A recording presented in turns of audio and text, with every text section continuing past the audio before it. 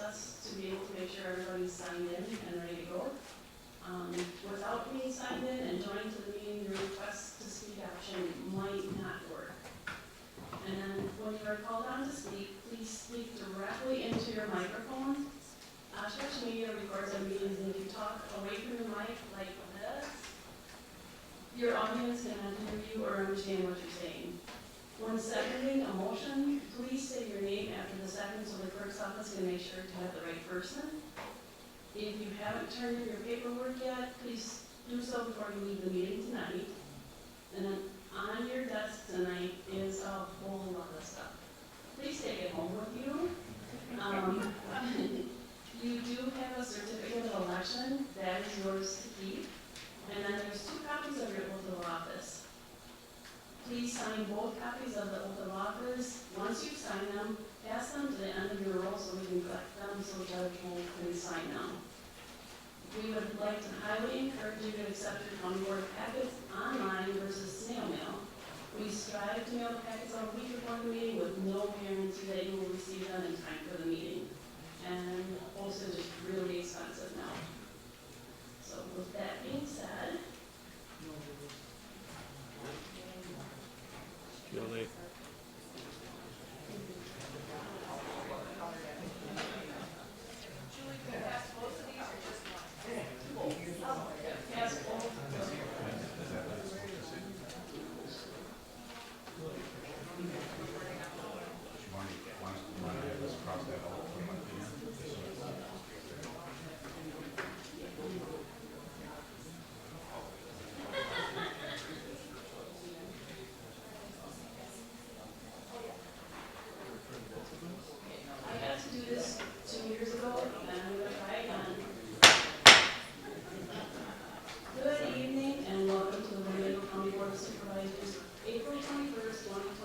organizational meeting. I would like to personally thank everyone for their interest in helping to make Winnebago County an awesome place to live. This meeting has been properly noticed, so we can move forward. We will start with the Pledge of Allegiance, followed by the invocation by Supervisor Powers.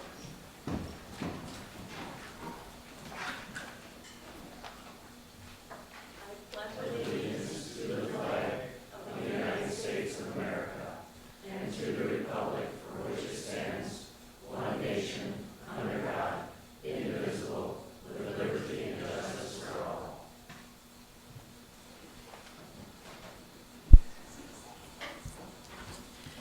Tonight we remember Winchester Fire Chief Glenn D. Matheson, who passed away on April 7th. Of your gracious charity, I will be offering a Christian prayer for him before the invocation. Into your hands, O merciful Savior, we commend your servant Glenn. Acknowledge, we humbly beseech you, a sheep of your own fold, a lamb of your own flock, a sinner of your own redeeming. Receive him into the arms of your mercy, into the blessed rest of everlasting peace, and into the glorious company of the saints in light. May his soul and the souls of all the departed through the mercy of God rest in peace, and may light perpetual shine upon them. Amen.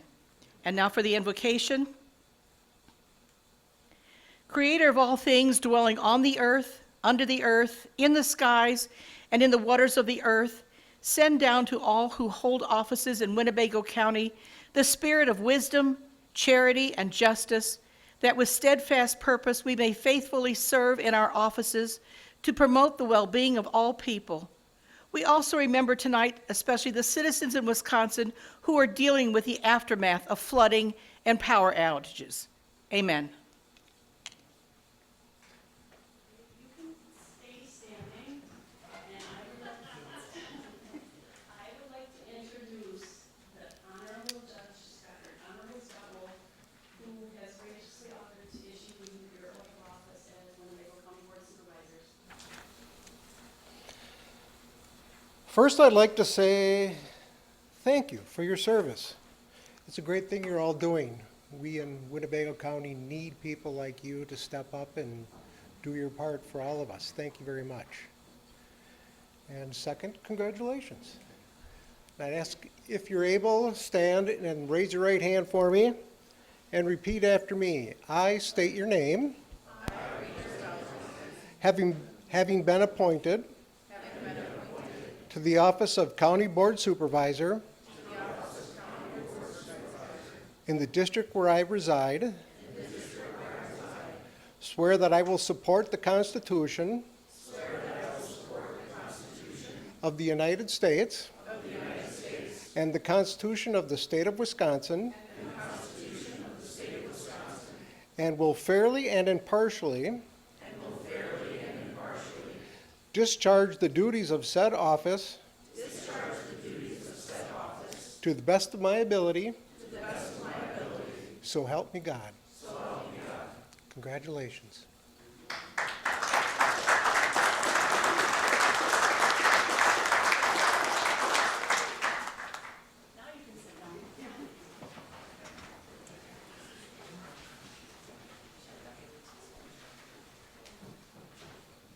Okay, I am asking to exercise my power tonight as county clerk to amend the agenda. What I would like to do is move item L1, the explanation of county board voting system, before adopting the agenda.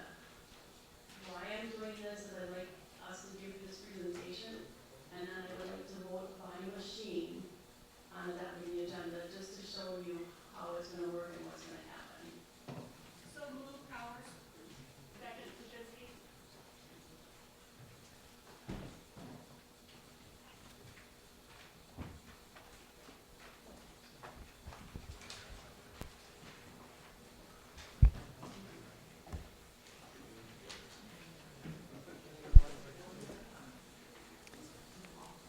Hello, I'm Jennifer Ritten, the Director of Information Technology. I met some of you last week.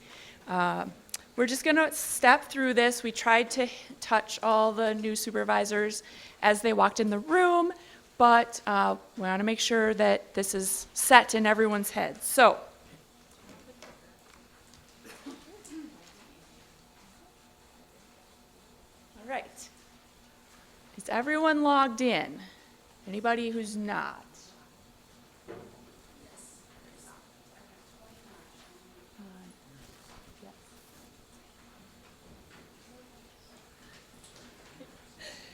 Yes. Tom? Okay.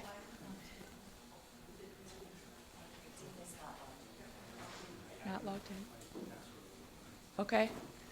Dia, we have District 4, Supervisor Spore. Do you have your password? Okay. It's all right. It's the first time. It's okay. All right, we're going to work through this, and if you're still not in, Dia and I will definitely assist you to get you in before we keep going. All right, so, it's on. Oh, it's not doing anything. Okay, go ahead. All right, so there's two options again. This is a repeat for some of you, but again, we want to make sure it's stuck in your head. So, two portal options. They're both on the desktop of your device, your laptop. There's called the public portal and the board portal. The public portal is what anybody can use. Any citizen can go there and use it any time of the day, right?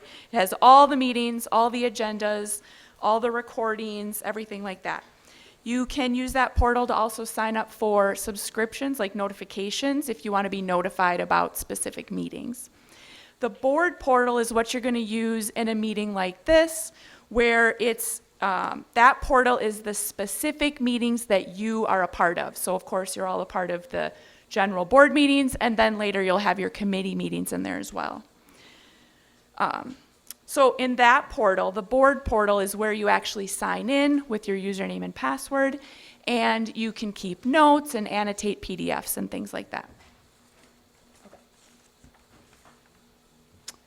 All right, so when you go to the board portal, you go to the link on the desktop, you click the link, you're going to sign in with your username and password, which is the same as when you sign in on your laptop.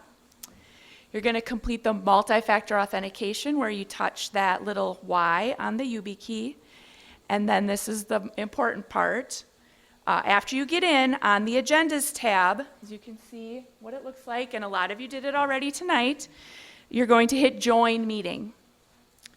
Very important. This is very important for the clerk's office because it gets you into the meeting, and they've noticed that the people who are not joining the meeting themselves are generally the ones that have the problems with the request to speak button being available and the voting popping up. So you joining the meeting yourself is very important to this process.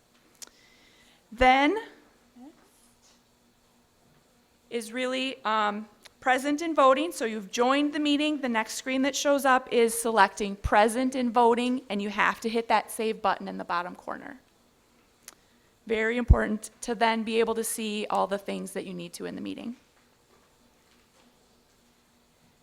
The request to speak button will be available, but it's not, correct me if I'm wrong, it's not available till you let it be available, right? So I know some people were like, oh, the request to speak button's not there, but that's because it's not there until they basically turn it on or are accepting people to speak on a topic. So you hit the request to speak button, you get added to the list of people who are up to speak, and if your question was answered or you changed your mind, there'll be an option to withdraw your request.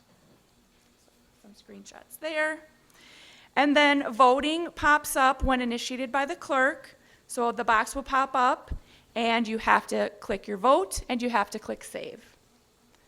So, and a reminder that they're touchscreen. So it's, super easy. If you don't want to get your mouse out, it's super easy in the meeting to hit that, especially for voting.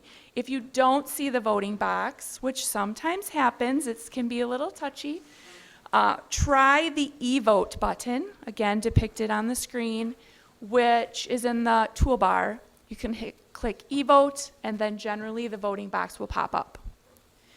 Also, just quick tips. Refresh is your friend. So if you're having any sort of problems while you're in the meeting, hit refresh. Generally, that will kind of kick it into gear. In IT, we always say turn it off, turn it back on again. So if you're really having problems, log out of Civic Plus. You can log back in again. We always have Dia. Raise your hand, Dia. Dia is generally here on the Tuesday board meetings. She's generally sitting in the jury box where you've seen her already. She's available to assist with passwords, logging in, things like that. So flag her down before the meetings. And of course, walking around like this is acceptable too. If you need help, just try to get her attention or flag her down. And then just some quick reminders on just basic device things. Make sure your device is charged and updated before you arrive to the meeting. There's of course the power options right on your desk, so you have the power cords, you can use them there if needed.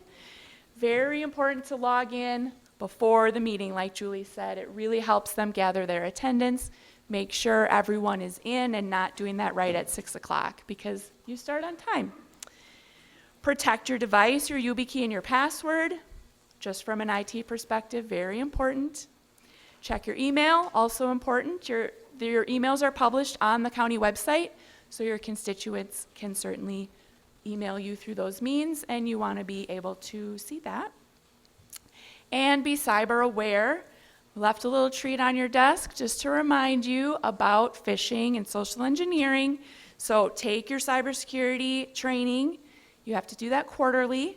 It's important for both a business setting and your personal life. It teaches you a lot of great lessons. And just watch out for phishing or social engineering scams because, again, you are public figures, your email's out there, your photos and pictures and all those things are available. So that is a possibility. Again, no one is going to ask you to pay an invoice or buy gift cards, things like that. Always check and verify. That's phishing. We don't want that. Any questions or people? Yes.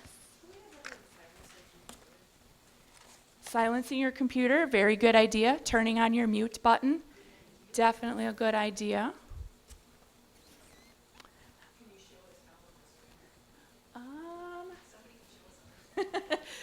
I can show you, but down in the bottom you have a little kind of a megaphone. It's the little here. If you just click here, and it has a little cross through it when you mute You don't do that. All right, is everybody in? Everybody, can you see that everyone's present voting?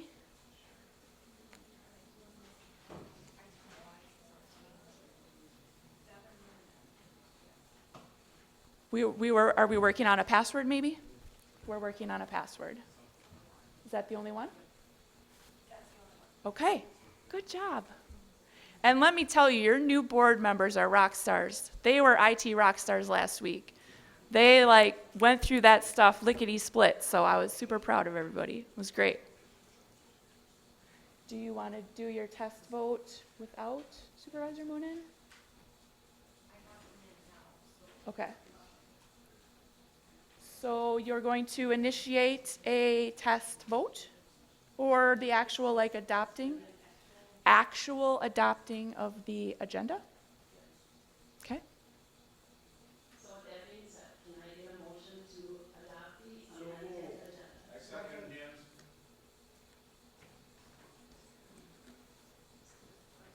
Hang on.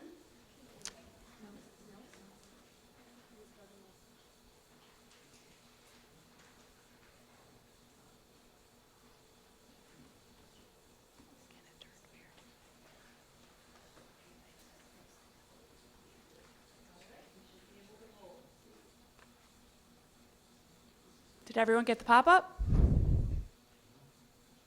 Okay, good.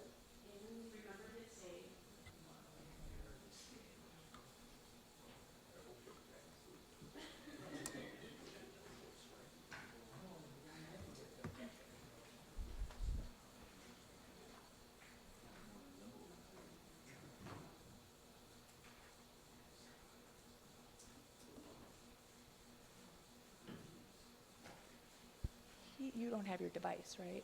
He does not have his device. Are you good with approving it?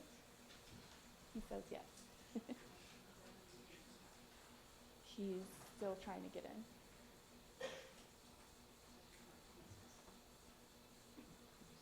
Supervisor Moonen. Supervisor Moonen, do you want to vote yes or no on the agenda?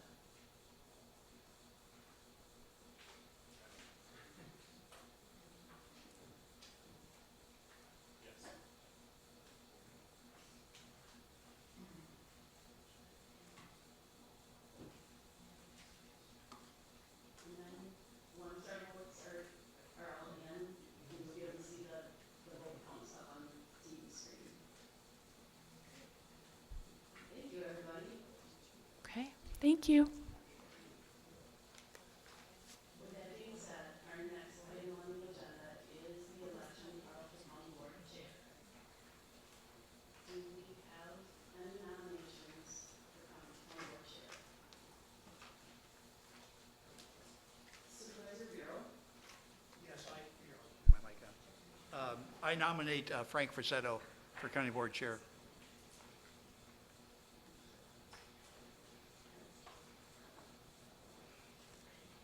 Are there any other nominations? Supervisor Powers? Thank you, Madam Clerk. Yes, I would nominate Supervisor Shiloh Ramos for County Board Chair. Do you accept the nomination? Yes. Are we supposed to say our nominee? Not yet. Okay. Are there any other nominations? Let's see how it works. Okay, I read something, I do not have to say it 3 times. But with that being said, my helpers here, I have 2 on left, my deputy, or my chief deputy clerk, Cassie Grayer, and then my deputy clerk, Tori Kinderman. They all came out for I'm sorry, the ballots are on the little manila envelopes. So in the 2 that we ordered, Rule 3.3 states that each candidate has 3 minutes to introduce themselves. I'm not there yet. Your ballots are in the little manila envelope, but we do have in our board rules that each candidate gets 3 minutes to tell us introduce themselves and their experience. So we'll start with Supervisor Purcell, please. Thank you very much, and I want to say how grateful I am to be nominated for chairman. It's obviously a huge honor, and given my experience in the public sector, which spans short of 40 years. It seems a little weird to say that because I only feel 29 yet, but nevertheless, having been on the board for the last 2 years and then previously on the board back in the 1990s, I've seen a lot of good work that the County Board of Supervisors has done. And I would do my very best to not get in the way of all that good work, especially with 35 other brains looking at the same type of issues that we're all dealing with every day. My role as a county board chairman would simply be to guide the meetings. I've been doing this for 28 plus years over in the town of Black Wolf, which I understand is a little bit smaller than the County Board of Supervisors, but nevertheless, you have to run a meeting like a business meeting, and that's what we are here to do. We're here to conduct county business, no more, no less, and that would be my role as I see it, to make sure that everybody gets their time to speak and have their piece. So that's what you can expect from me as a county board chairman. Thank you very much.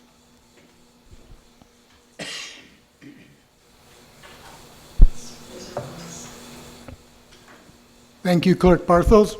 So first of all, I want to thank you all for the opportunity of consideration for County Board Chairman. But I want to tell you a little bit about myself first, and then I'll tell you a little bit about my experiences in the past in local government, and keep that to the 3 minutes. But first of all, I'm married. I have 2 adult sons. I'm originally from Sheboygan, so not too far away. I went off to school in Madison. That's where I did my undergrad and medical school. And then I came to this area 24 years ago. That's because I was to do my residency in family medicine in downtown Appleton. It was a UW program at that point. I certainly realized very quickly that I wanted to stay in the area once I did my residency. In fact, that was actually how I got my first experiences in local government. Because I ran for the city council in Appleton, I guess it's about 22 years ago now. And so I was elected and re-elected for the city council in Appleton the first year while I was in residency, then another year and a little bit more after my second election. I had to resign because I moved to Neenah. When I moved to Neenah, I certainly wanted to get back involved with local government. And I had heard a lot about county government when I was on city council. And so when I had the opportunity, I ran for office right away within 8 months of being in Neenah. And I continued here on the county board for 16 years. It was only actually 4 years ago that I departed this county board, and it was one of the most difficult decisions I had to make. At the time, I was county board chairman. So I had been the county board chairman for 4 years. Prior to departing, I had been the chairman of the Board of Health for 12 years here in the county as well. Also during that time, I was on the city council in Neenah for 6 years and their chairman of their finance committee. But it was very difficult after all that time, 90 years, to leave county government. It was simply because my boys were at an age, one was 21, about to get married, the other was 18, about to graduate from high school. And my wife was also changing careers. So I thought this was the time that perhaps, as difficult it was, to perhaps step back and provide some time to see where that might lead. Now, in terms of how I would lead, those who have been on the county government with me, I think would know I'm the type of individual who likes to try to bring people together, find consensus. I think they would say that I'm transparent, and I think they would say that I'm a common sense consensus builder. That's how I would approach it in the county board. If you knew me 4 years ago, I would approach it the exact same way this time. The other thing I would say is very important for me is to make every voice heard. That's very important in county government. I'll leave it at that. Okay, it is time to vote. So if you put on your little slips, your choice for the next Winnebago County Board Chairman.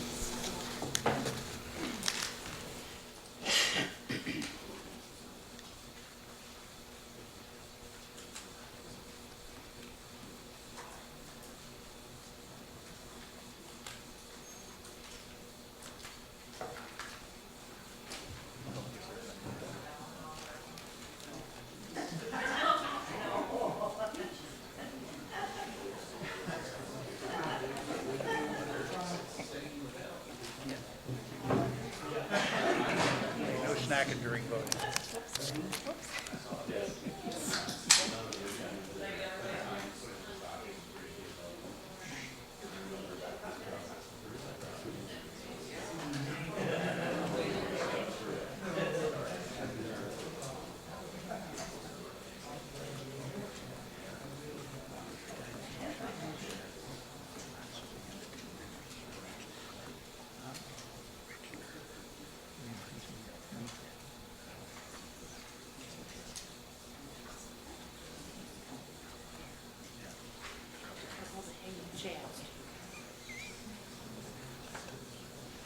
Are you eating your candy already? I'm thinking about fishing, yeah.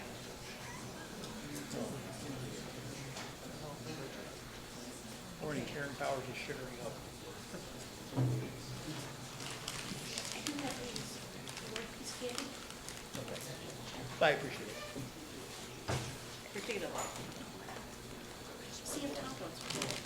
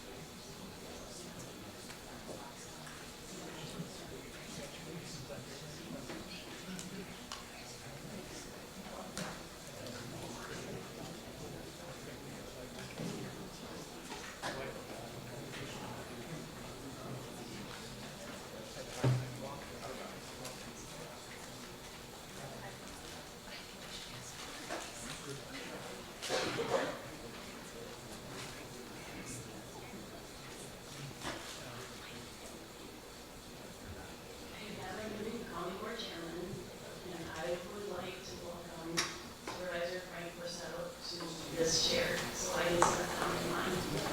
Congratulations.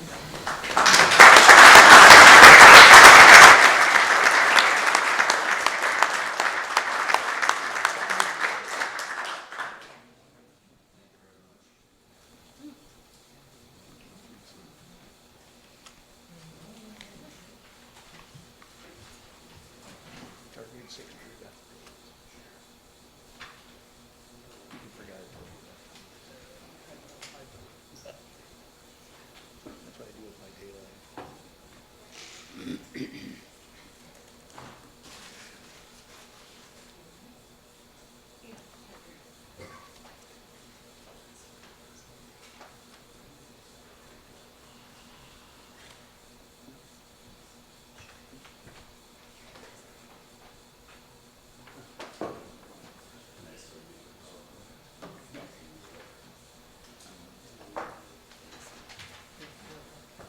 No, I do, but Thank you all very much.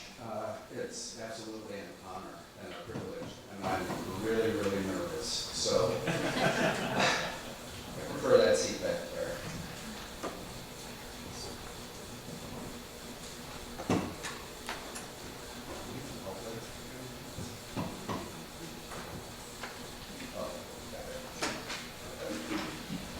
Julie was kind enough to give me a power cord because my iPad's at 10%. And as long as we tend to go sometimes, I don't think that 10% would have lasted Okay, so now we have nominations for vice chairman. Yes? I nominate Charlie Ramos. We have a nomination for Charlie Ramos. Are there any other nominations for vice chair? Yes, sir, Mr. Ponzer. Bush request to speak to the board. I nominate Steve Bender. We have a nomination for Supervisor Bender. Are there any other Yes, sir. Mr. Miller. I nominate Conley Hanson. Okay, thank you. Are there any other nominations for vice chair?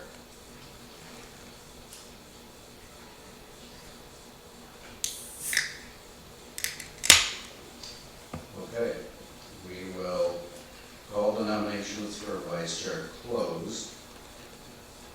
In order, would you like to, in order of the nominations, Shiloh, would you like to maybe add to your comments from earlier? First of all, I'd like to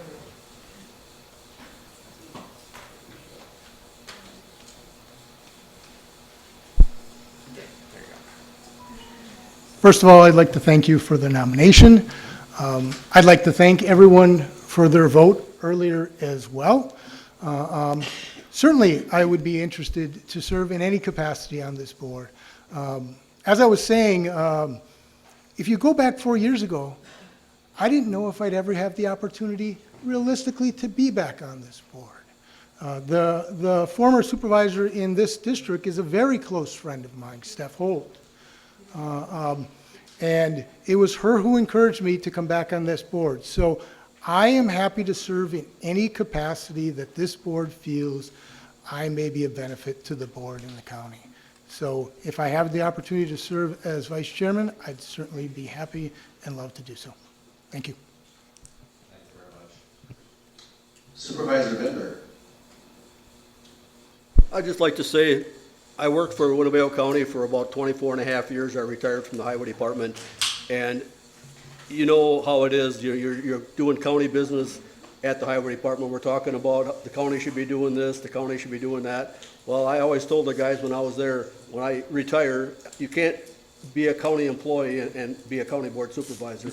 So I always said, when I retire, the first thing I'm going to do is run for the county board. So I retired 11 years ago, and this will be my 11th year on the county board. So, you know, I wanted to basically be involved. I didn't want to sit in my living room and say, you should be doing this. I wanted to actually be there and be able to make a difference so that people in Winnebago County basically got what they deserved. Last year, I served on personnel and finance. I was on that committee for 6 years. Before I got elected to the county board, I was on a board of a credit union, Winnebago Community Credit Union, for 20 years. I was the chairman for, I believe, 4 years. So I like finance. You know, I'm good at basically studying the Wall Street Journal. I basically handle my own portfolio. I just figure I make the money, I'm going to lose the money.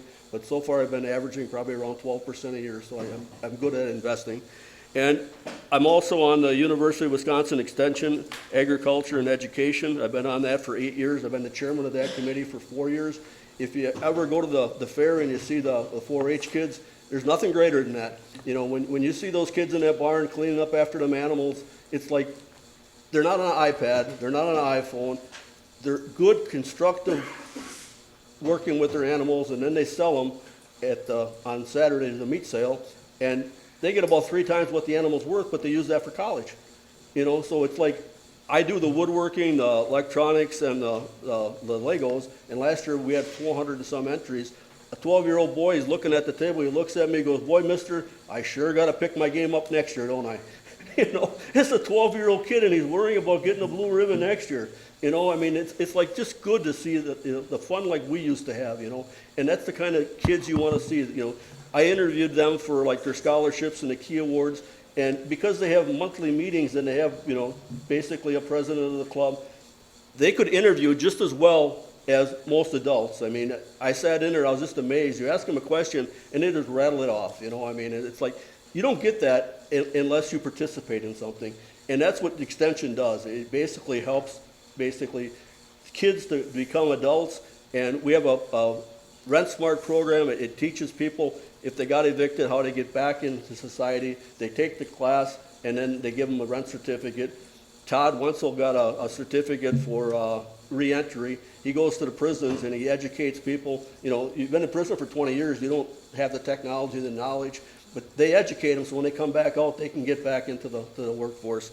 I also served on the Park and Rec Committee. We had a lot of good projects there. We did the Waukau Dam, the Grumman Boat Landing, the $5.5 million at the Expo Center. We're going to be doing the Butamore Boat Landing.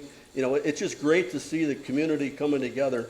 And I don't believe, you know, I represent District 13, but I represent Winnebago County, and no matter what district you're in, I'm going to make sure that your people are taken care of.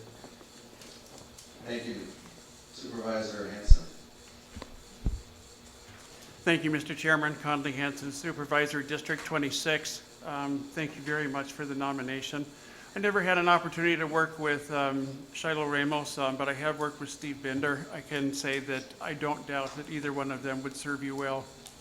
What I can bring to the table for you is I am originally from Wisconsin. I grew up in Milwaukee. Ironically, Winnebago was my up north. And when it came time to finally plant my roots and say, I'm done moving, this is where I came and where I plan on staying. I think what I will bring to you as a county board, as a vice chair, is first and foremost to support our chairman and make sure that the chairman is paying attention to not only the rules, which, as I'm sure you all know, is a huge passion of mine, as well as making sure 34 other voices, as you represent the 183,000 people of the Winnebago County, are going to consistently be heard. With that, I have attended university, not in Wisconsin, it was all out of state, but thank you very much.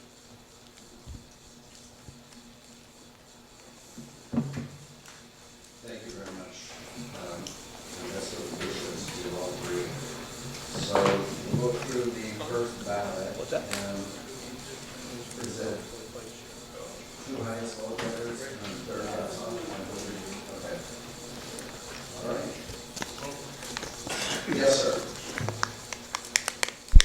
Yeah, could we just, I have 10 ballots for vice chairman. Could we explain like how those go and if they're weighted and accumulating numbers, just how that voting procedure works? If we could get a little clarity around that, that'd be great. The first ballot, the lowest vote getter drops off the ballot, then it goes to a second ballot, and then whoever gets the most votes on that one becomes the vice chair.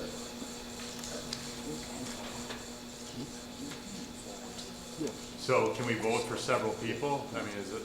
Well, you've got first vote, first ballot, use that one, and we'll tally it up, and then it'll come down to two candidates, and you use your second ballot for the next vote. Go around.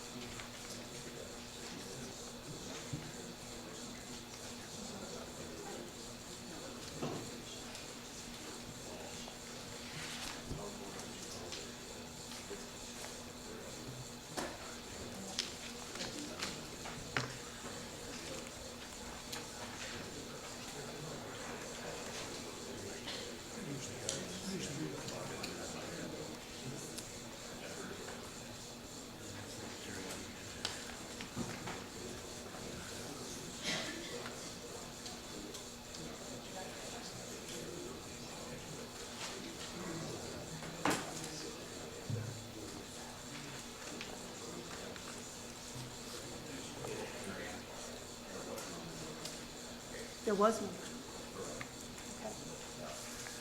Mary Ann was going to point out something that was in the rules. Sure. If you want to go ahead and just speak to that, that would Sure. be great.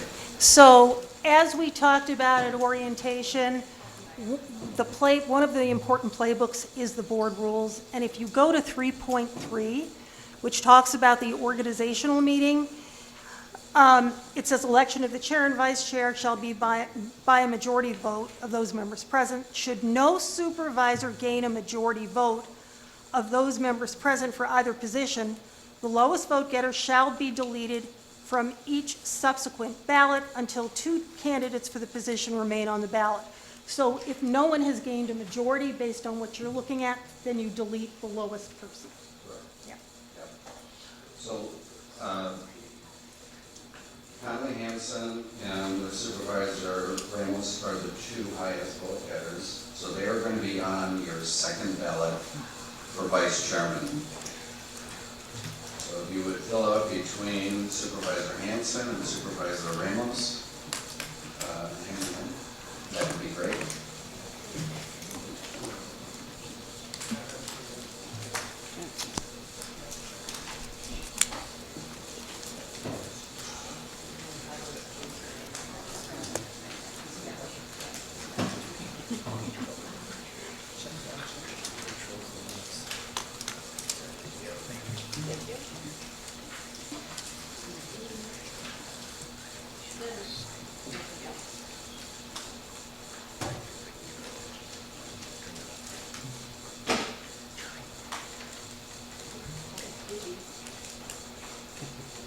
That way it won't be so lonely, it won't be up there with just one guy, I got 2 people next to me. Yeah, there you go.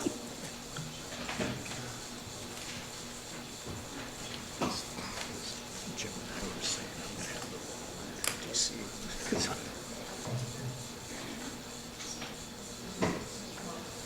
This will be between Republicans and Democrats.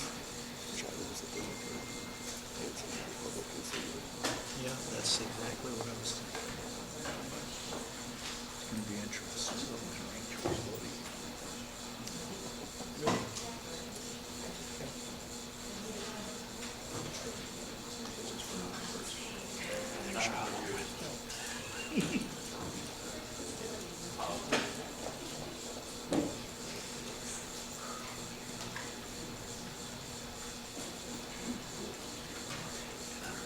Are our speakers on? Are our speakers on? Or we have to push a button? Lights on. All lights on.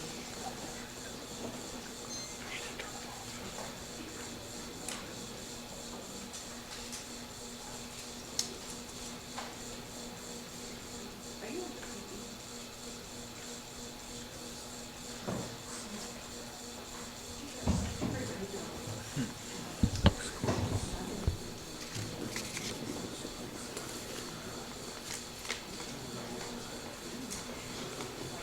need to turn them off.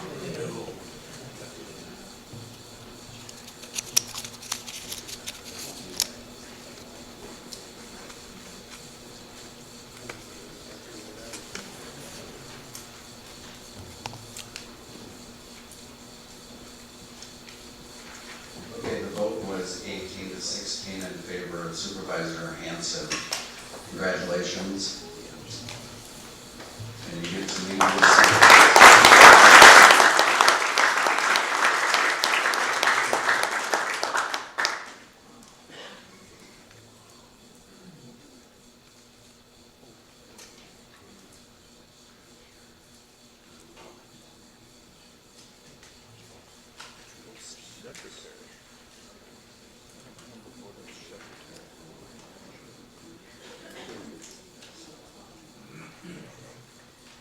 people with you.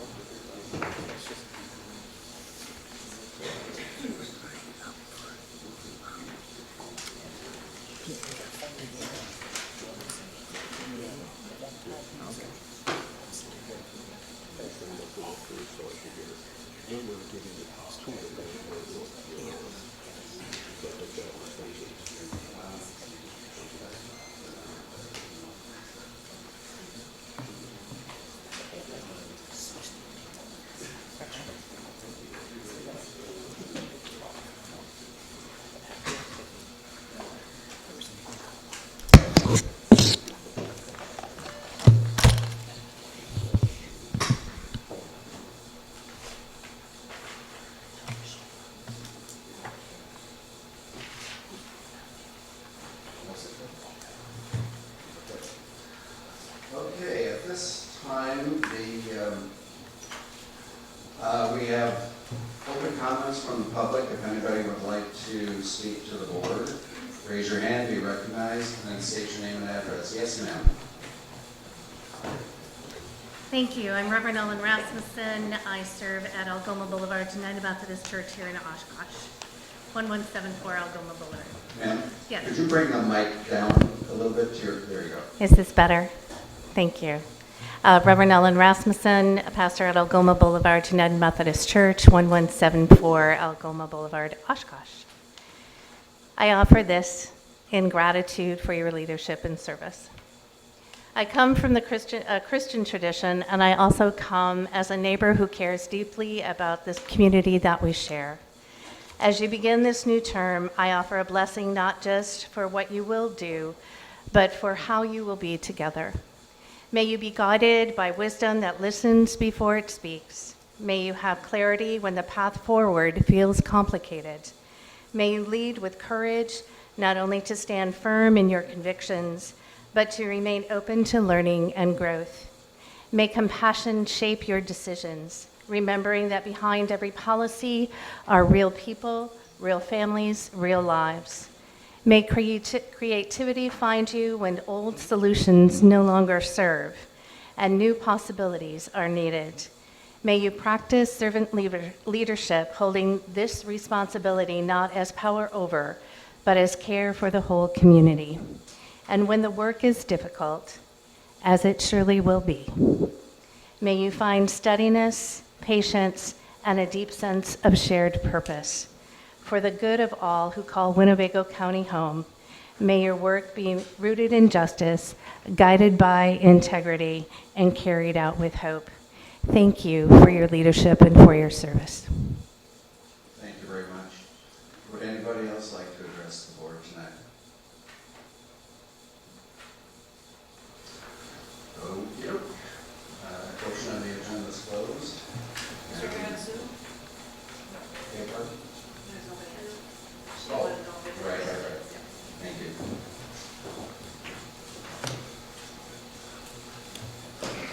Okay, moving on to the appointments of committee on committees. I've got a couple of names of people who have expressed an interest, but I do want to take a moment to ask the vice chair, do you have any names in mind that you want to serve on the chair? On the committee? Okay. Sounds good.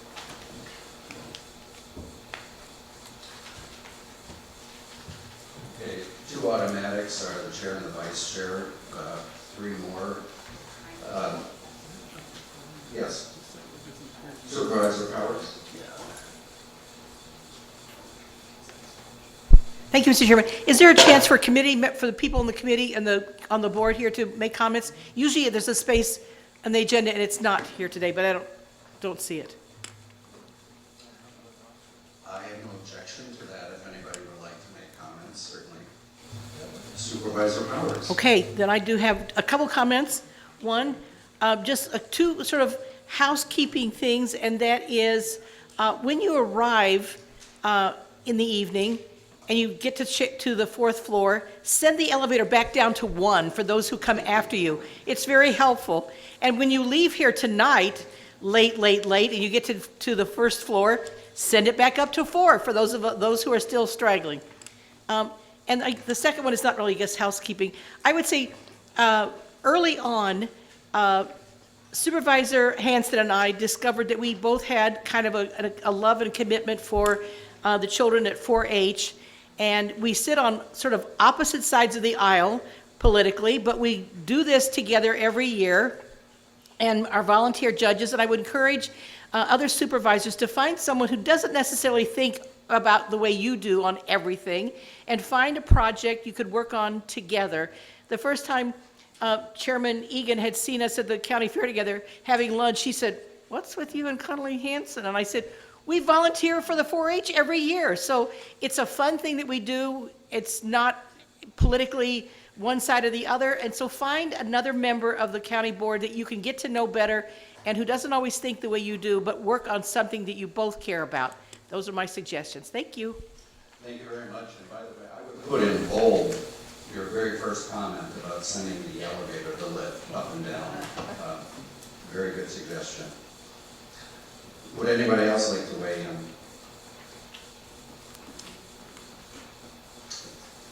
Okey-doke. Yes, Supervisor Laux. Thank you, Mr. Chairman. I'd just like to express distaste for these laptops. They're too heavy. Thank you.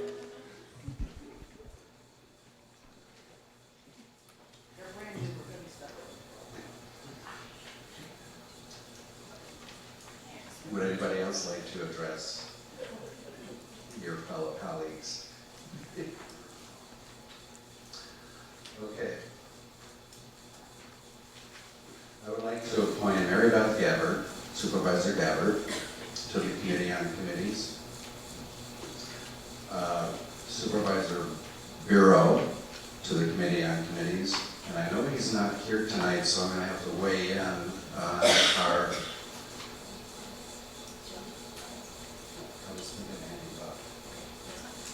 and Andy Buck, Supervisor Andy Buck, the 3 additional member of the Committee on Committees. Okay. So we're going to need a motion and a second to approve the appointments to the Committee on Committees. So moved. Second. We have a motion and a second. Second, O'Brien. Okay. The 3 musketeers in the back. Got it. Okay, discussion.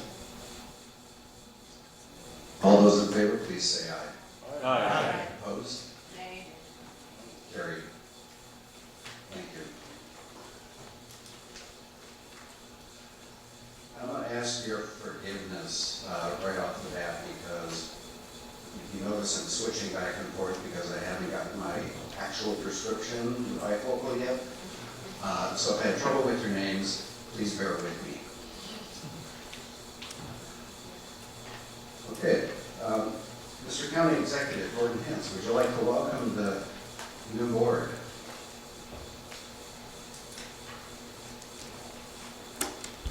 Thank you, Chairman Frisetto, and congratulations, and Vice Chair Hanson.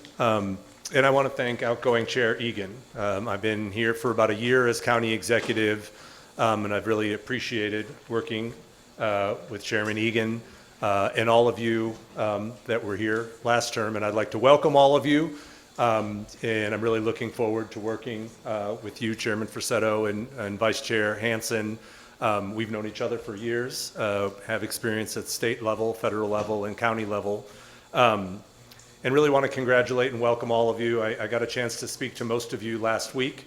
But the kickoff of a 2-year term is really about, everything's in front of us. We have an opportunity to lead, to respond, to address a lot of the issues that our community is faced with, but we also have a chance to plan for the future. And I hope we will recognize that it's up to us to do the work, to come together, to do the work in committee, to read, to think, to bring ideas, and to come together as a board when we're making these decisions, and to really promote the county when we get out there in the community.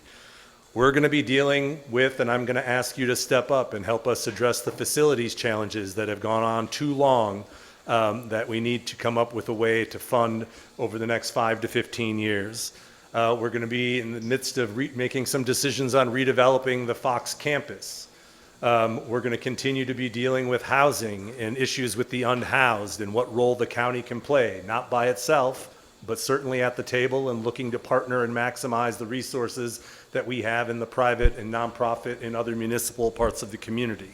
And we're going to continue to strive towards a budget that maximizes our resources, promotes effectiveness and efficiency, and allows us to deal with the fact that we're going to have challenges that are going to put it, like an aging population that's going to put increased demand on our human services. At the same time, we're having workforce shortages for those very positions that are going to be needed to address those challenges. That's going to require us to be smart, to be creative, and to do the work. And I hope that you are all up for the challenge. So it's in front of us. I look forward to talking with each of you, those that I know and those that I don't know, and hope that you'll come to work every day proud to be a representative of Winnebago County. Certainly, I'll ask you all to bring your specific district to the decisions and job that you do every day. But remember, we have a county-wide perspective that we need to take in the long-term interests of this county, and it's going to take each and every one of us to get it done. So, today's the fanfare, and tomorrow we get to work. Did you want to take any questions right there? I think I took questions for 2.5 hours straight that one meeting, so I'm always up for it. And those of you that don't know, normally I only get to speak at the beginning of meetings and try to give updates on some things that the administration is doing, as well as perhaps speak to some of the topics that are before the board that night to try to weigh in. But obviously also try to answer any kind of questions. So yes, I apologize for walking away. Also, we usually do appointments and things, but if there are any questions on anything, next week we'll be meeting again, and I will have some updates on the Fox campus, the post-flood response, and a couple other issues that I think have been noticed in the agenda.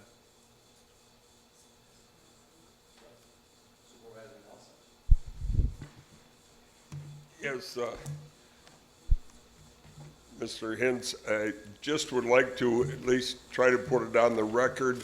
The whole system, the whole Lake River system is suffering worse than we did in '73. And yes, I was around to witness '73. So I would just ask, I know there's an emergency order out there for slow no wake on the waters. There are a lot of houses, homes, cabins on the lakes, and some boaters just don't get it. I would ask if you could consider including in that emergency order a distance of 500-600 feet away from shore. If you're getting close to shore, please slow the heck down, because 1 3-inch wave is the difference between some guy having dry carpeting in his living room or having soaking wet carpeting. So if there's any way to try to include that in that emergency order, at least for a couple of weeks, to catch us a little bit of a break, would really be appreciated. Yep. Thank you. I appreciate it. Since we spoke just before the meeting, I've been in touch with Sheriff Motz, and we're going to be talking with Council Miller about what the options are, especially on Poygan and Lake Winneconne, per your suggestion on what our options are. And just for the record, the reason the water is so high is because there's so darn many fish in there. That has what raised it up, at least around the Winneconne area. So we want the boats out there, we just want no wake. We want them out there to catch some fish so the water goes down. But go slow. I know where they can rent boats too. Thank you. Would anybody else like to ask a question of our county executive? Mr. Egan, Supervisor Egan. I would just like to bring up is talking about Winneconne. There's already been emergency management out there. They've already taken out more bags and more sand, so we're trying to take care of them over there too. We're using them up. Appreciate it. Anyone else? All right. Thank you very much, Gordon.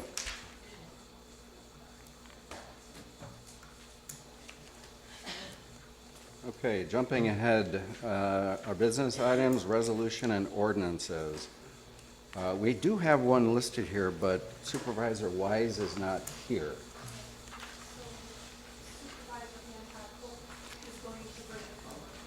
Very good. Okay, Supervisor Hancock Cook. Thank you, Chair, and congratulations. Thank you. I am speaking instead of Jim Wise, who was the chair of the Judicial and Public Safety, to introduce the Resolution 1-042026 to adopt the 2026-28 rules of Winnebago County Board of Supervisors. I want to acknowledge the work of the ad hoc task force on the rules who worked last term to remodel the rules for us.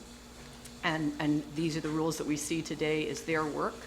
I want to thank Supervisors Harrison, Cox, Swan, Halber, Powers, Dowling, and it was chaired by Supervisor Hanson. So we want to acknowledge that work. These rules were adopted in 2025. The red type are modifications suggested by supervisors and county personnel as refinements to those efforts, and were unanimously approved by the Judiciary and Public Safety meeting in the March 2nd meeting of this year. Second, Ryan Keith. There's a motion and a second. Discussion.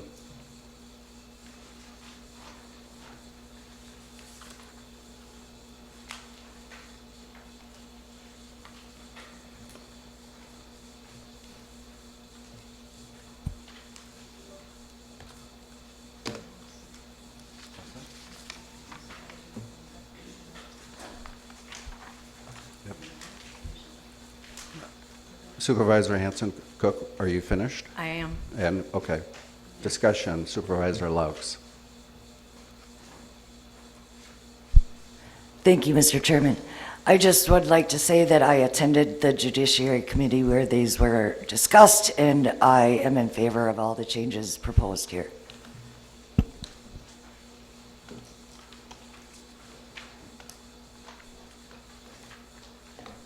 More discussion?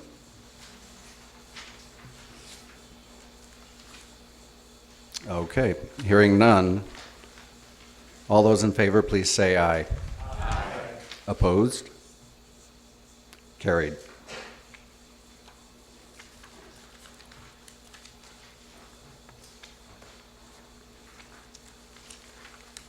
That's not the only resolution, though.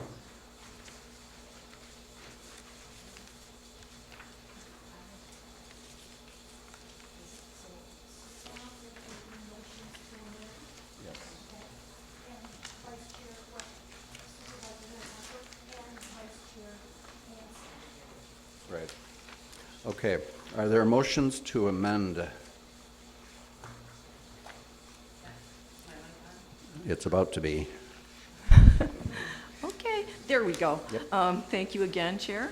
And I wanted to bring to our attention this resolution, I'm sorry, I've lost the number already, the resolution to create Rule 1.4 and to strike Rule 11.6 of the Winnebago County Board of Supervisors regarding remote attendance at meetings and voting and roll call.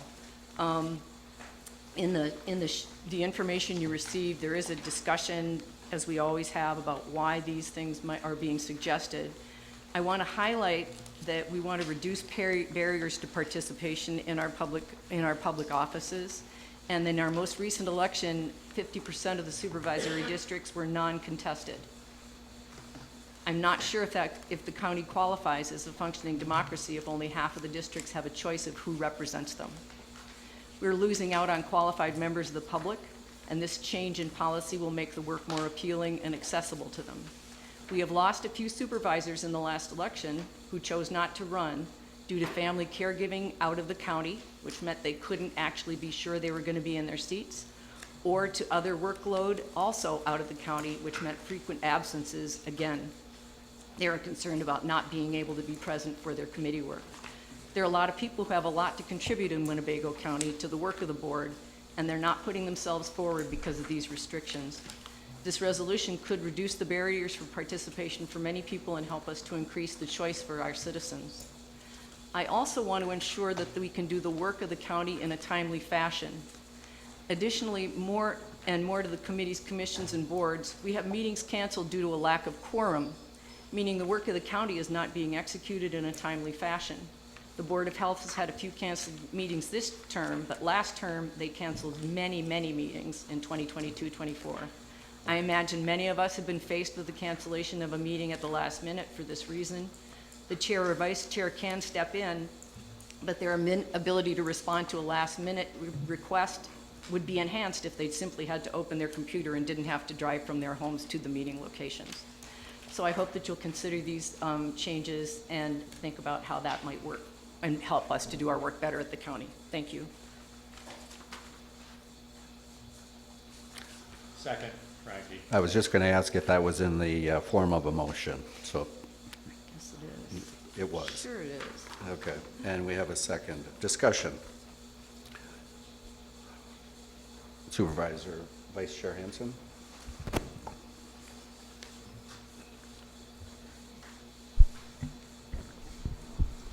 Thank you, Mr. Chairman. This was very heavily debated during the Rules Task Force, and I did a lot of research. It was struck down at the committee level and was never advanced from the committee into the rules that you have before us, aside from this amendment. I did a lot of research on this, and despite the fact that I can personally benefit from this, I think you all see that sometimes it's a struggle to even walk. It would be nice to not have to sometimes come either here or maybe to a committee meeting. But despite that, Wisconsin State Statute 59023 requires a majority of supervisors to be present to constitute a quorum, with decisions by a majority of those present. The courts have very strictly interpreted that supervisors do not count to be a quorum if not technically seated, and that's Ballinger versus Door County of 1986. Robert's Rules of Order and our parliamentary authority presumes the physical presence unless explicitly authorized otherwise. More critically, board remoting highlights possible violations of open meeting laws. There will be no way to monitor walking or negative quorums going on if we can't see what's in the room or in front of us. And that is supported by Lynch v. Conta and Zecchino versus Dane County. The Wisconsin Counties Association models rules that prioritize in-person attendance. Again, despite the fact that I could personally benefit, I sadly cannot vote for this. I do have a clarification here, because in our packets, we see three options. Yeah, the three options are similar. I was modeling that after something that happened during the budget, where we had a most desired option, which is that people can participate if they remotely and on any committee, commission, board, and the county board meeting. The second option is a step down from that it wouldn't include county board meetings, but it would include commissions, committees, and boards separate from the county board. And then the final one would be for members, simply public members of commissions, committees, and boards, citizen members, to participate. So then, for clarification purposes, which one are we voting on? The first one that we're voting on is the first option. Gotcha. Okay. And if I look at the resolution number, that would be, it doesn't have a resolution number. Correct. I apologize for that. But I just want to clarify that it is for anyone. Now, So we're looking at page 18 of 30, just so everybody is on the same page. yeah, page 18 of 30. Okay. And the supporting documentation, and we can have expansion from the counselor about this, because we did look at a great deal of detail on whether this is permitted in Winnebago County, and Wisconsin Counties Association also says it is permitted. We have options, there's ways of making sure that people are in their seats, because they have to be on the screen. And it says in the resolution that if they are not sitting, if they are not on the screen, they are not considered part of the meeting, and they will be turned off, or they're not in the meeting. And if you lose connection, then they're out of the meeting and they can't rejoin. Any other clarifying questions? I just wanted to make sure we're all voting on the same thing. Yeah. Okay, is there any other discussion regarding creating Rule 1.4? Yes, sir, Supervisor Bureau. Thank you, Mr. Chairman. A few things I want to note, thank you for the analysis on this, is number one, early in our agendas, we have a place for public comment. It's really nice for someone to address all the Board of Supervisors and see people in their seats. Okay, because the reality of this, if you look at corporate America and the rest of America, we have whole sections of the economy where people had a chance to work from home, they never came back. Okay, and again, are we being paid as supervisors to sit home in our pajamas and participate in a meeting? Are we? Does our public deserve that? That's item number one. Second thing I want to bring up, too, is, again, if you dial back history, this board was weighed heavily in on whether we had coming back to the COVID epidemic, or whether we had some pretty strict rules in Winnebago County that would prevent people from interacting, et cetera, in what business could be conducted.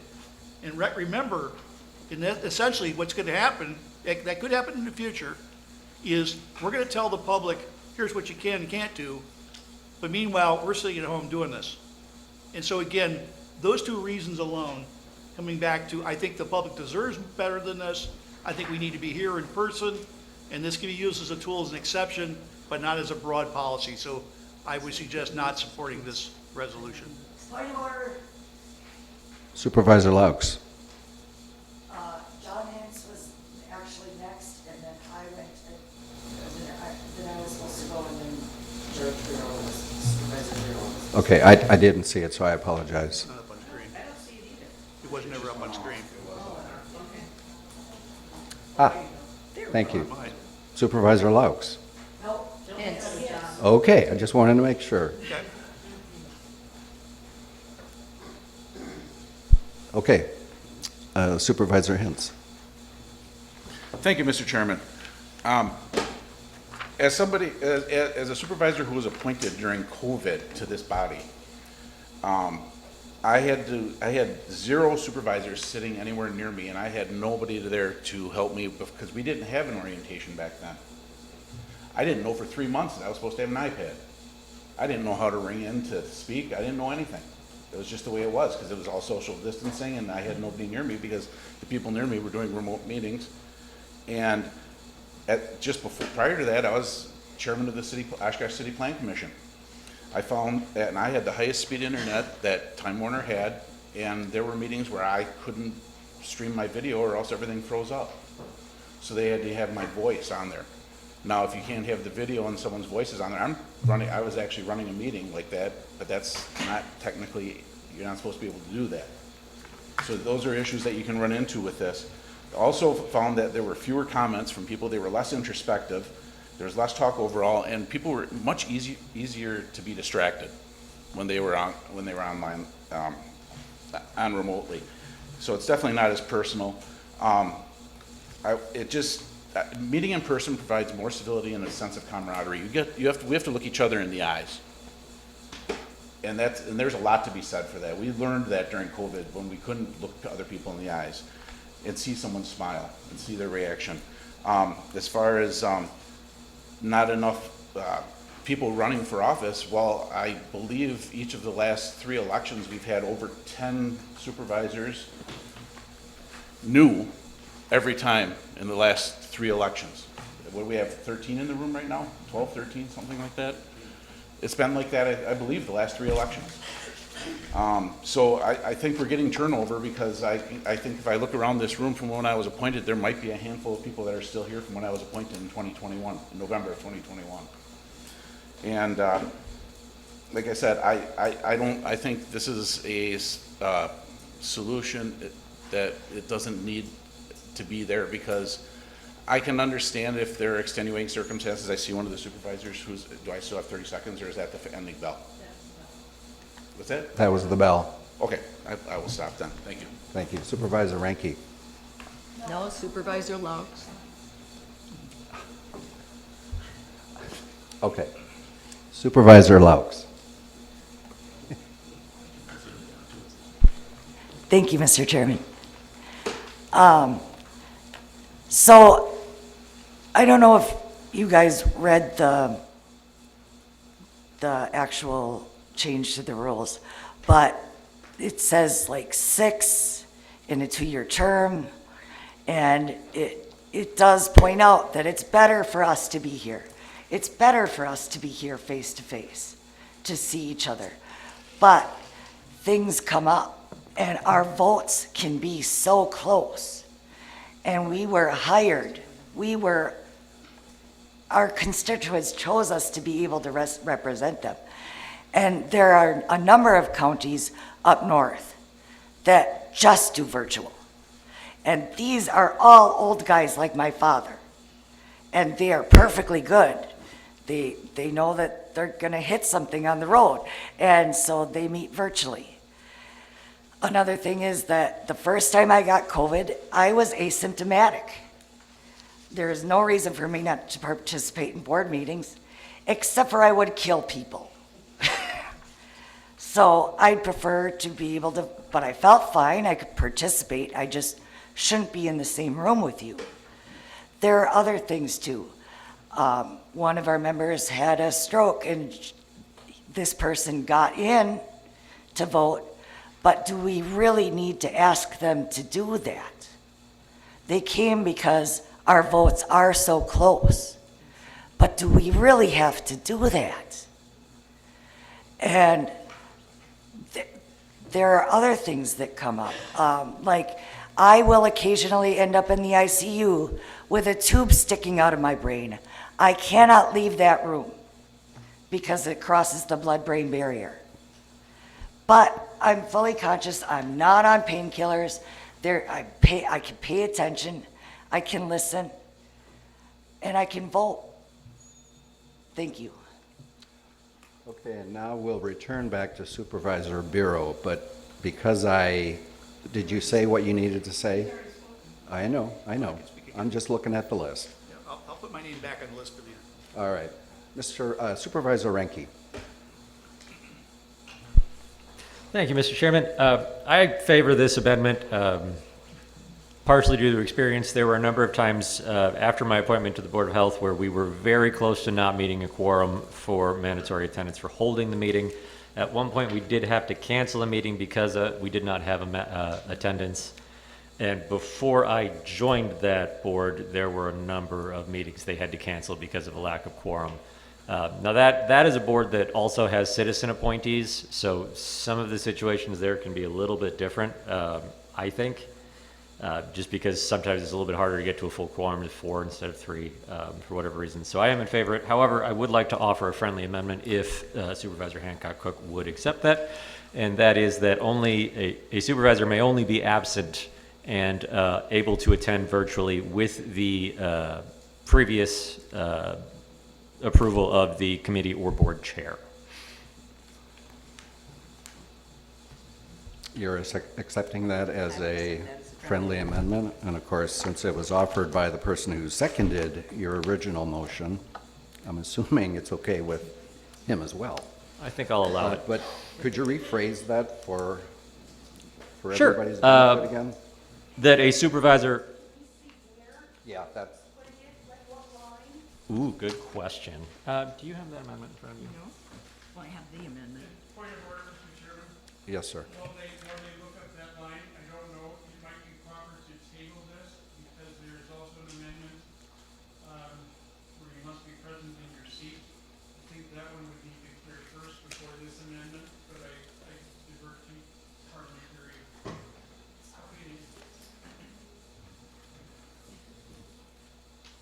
So there, if I may. Yes, please.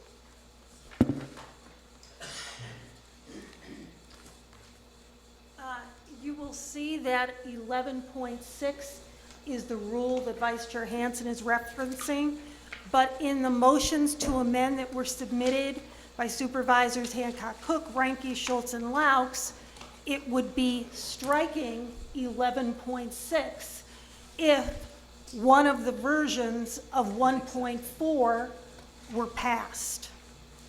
And again, as Supervisor Hancock-Cook referenced, the one that you are looking at now is basically allowing everyone, be it either a board supervisor or a public member, attending remotely.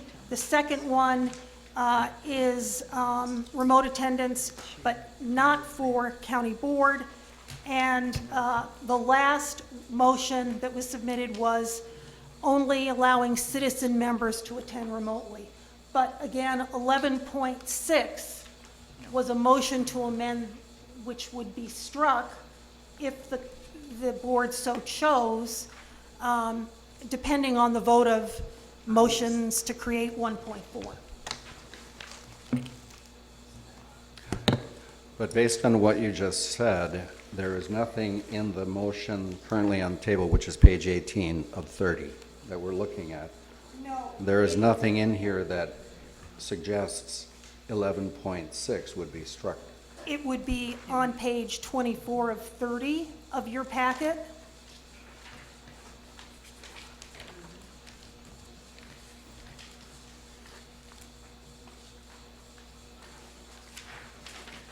Okay. Which is not the motion that's currently on the table. No. But Vice Chair Hansen referenced that, so I wanted to point out it is in the packet. Okay.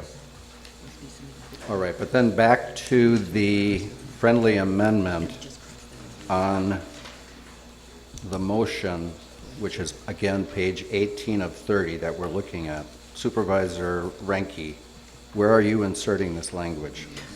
In section F, line 27, let's see, currently reads, requests for remote attendance must be submitted to the county clerk and/or the board, committee, commission, or task force chair.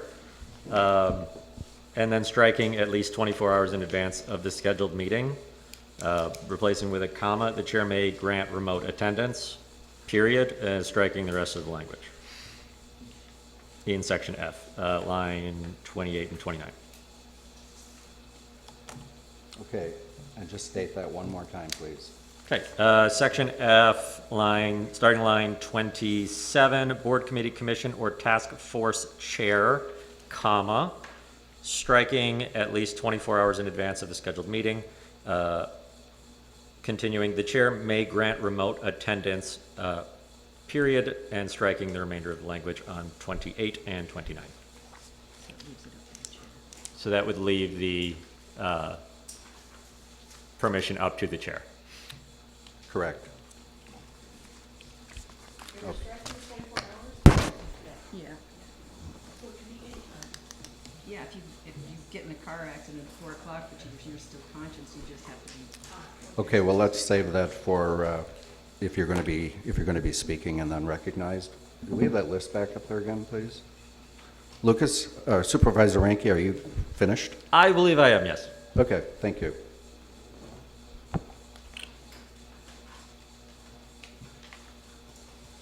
I'm not sure who the next name was that was up there. That's okay. All right. Yeah, Supervisor Hintz. For the record, I did not buzz it again, and if I had, I would have to wait until everybody else has spoken at least once per the rules. Okay, well then we'll move on to Supervisor Patterson. Thank you, Mr. Chair. Just a couple of things that got thrown out there.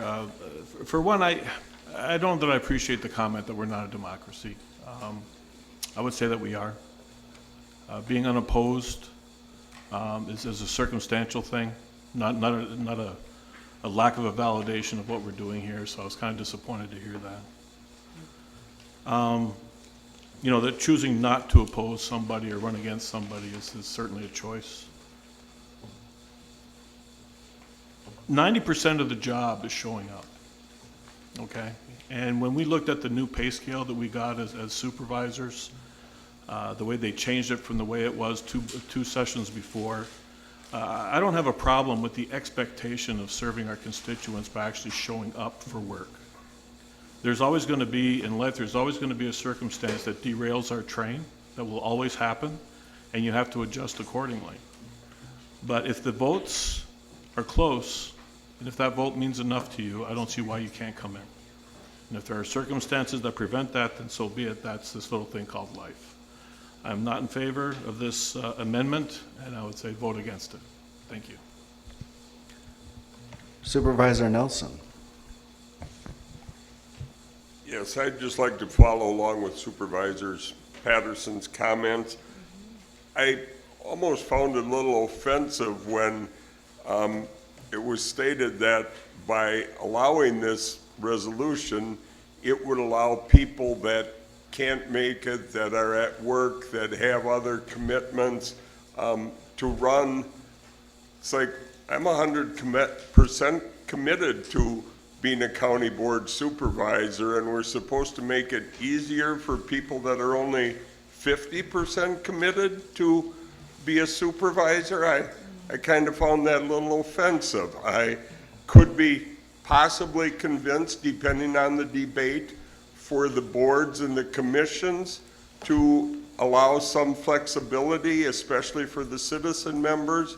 But for this first version of the resolution, that would allow county board members to attend remotely and not be here to be eye to eye with the people that come here for public comment and so forth. If you're going to run for county board supervisor, you ought to be able to be here on the Tuesdays when we have a meeting. Otherwise, I don't think you should be running for the position. Thank you. Thank you. Supervisor Gilbertson.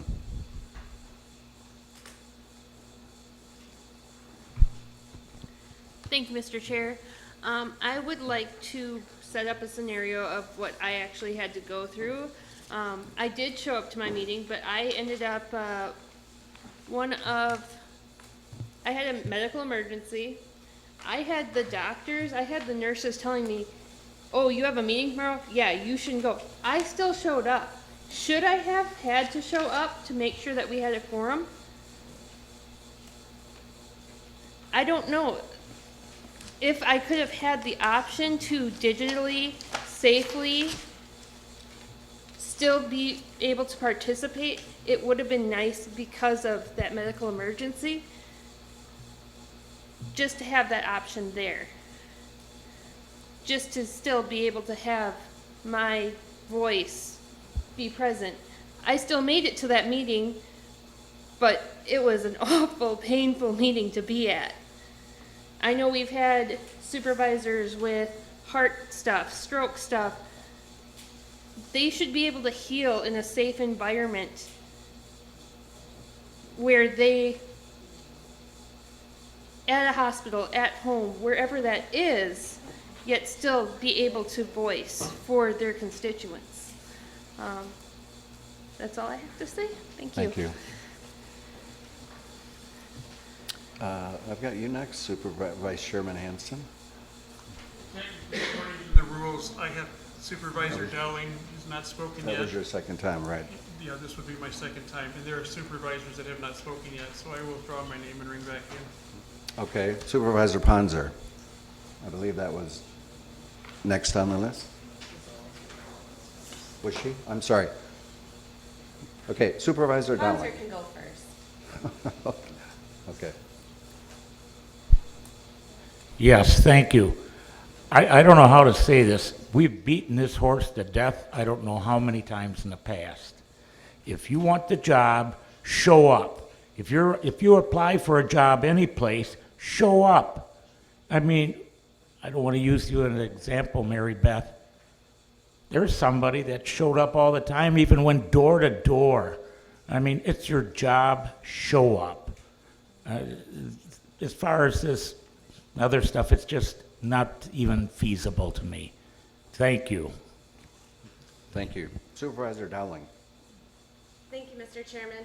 I really struggle with this. I was on the ad hoc rules committee, and former Supervisor Helber and I tried bringing a similar resolution forward that would only allow remote attendance during emergency situations, either declared by the county executive or the governor of the state. And right now I'm thinking of our neighbors in New London. Trying to have them go to a meeting right now would be quite difficult, I can imagine. So I do think that we need to have an allowance for emergency situations. However, I don't think this is it. And I will say that my opinion on remote access has changed over the years. As someone with autoimmune diseases, my body's just unpredictable. And so having a remote option would be nice, but I've just kind of changed my system and how I do things before a meeting. Back in December, I'm thinking I got into a car accident when someone's truck topper fell off their truck on Highway 41 as I was on my way here, and I still made it. Not that we should expect everyone to do that. I was lucky to be safe, that it worked out that way. My son just joined track, and he has meets every Tuesday night, so I am missing that to be here. There are other things happening, but I do wish that this resolution was written for emergency situations. If it were, I would be voting for it, but because it's not, I don't feel like I can. Thank you. Supervisor Frassetto.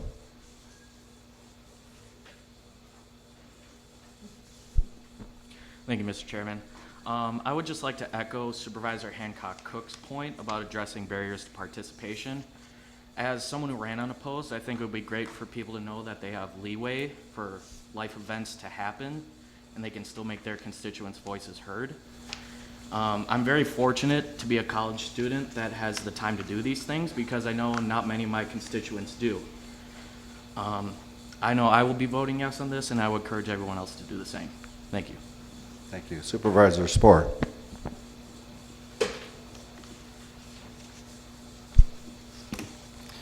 Yeah, I'm a new board member, and I worked hard to get here, and I know a lot of you did as well. But there is more than one way to participate. I want to be in the room as well, but I don't want to put barriers in front of other people that want to have their voice heard but can't make it.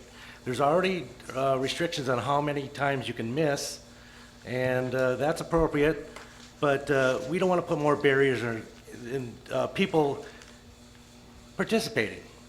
And when I ran, I had a lot of people thanking me from running because they can't do it themselves. So I'm here to be their voice, and if there is an accident or something like that, and I can't, and I'm in a hospital or I'm in a room, I want to still participate. I'm not going to have that, and I'm not going to anticipate that happening, but I want the option to have my voice heard if I'm prevented from being in this room. We need to encourage people to run, to be here, and we're doing that. But it's important to give that option that their voice is still heard if they can't be here. Those are a number of times that it might happen. Thank you. Thank you. Supervisor Lauk, second time. I think Supervisor Hanson should probably go before me because he was on the board before I was. Okay, I'm just going by the way it was listed. I know, but he got called on and then moved. All righty. Supervisor Hanson, second time. Thank you, Mr. Chairman. I do want to remind everybody that Rule 13 is still in place. We can declare emergencies. There is already a provision in our rules to do this. So, I mean, that's already there. And that was just approved in advance by the board. I want to agree with Supervisor Lux. We asked to do something for people, and I'm going to agree with Supervisor Ponzer, and that means we need to show up. I saw recently something on social media, a real serious question of what is going on and what is happening. And so I went down a rabbit hole of research. And I've stumbled across some sociology and psychology reports that I think may pertain a little bit to here. One of the reasons that there's some real dysfunction in our society is because we don't look at each other anymore, we don't talk to each other anymore, we don't see face to face. The introduction, there's direct correlation, especially when you look at school systems. The direct correlation of electronics in schools has caused children to disengage. I think that's important for us to engage with each other, to engage for our citizens and the people that we represent. And again, despite the fact that I could personally benefit from this, it's important to be here. I don't think anybody is in this room because they don't want to be here or they didn't choose to represent. And part of that means showing up. And again, Rule 13 is still in place.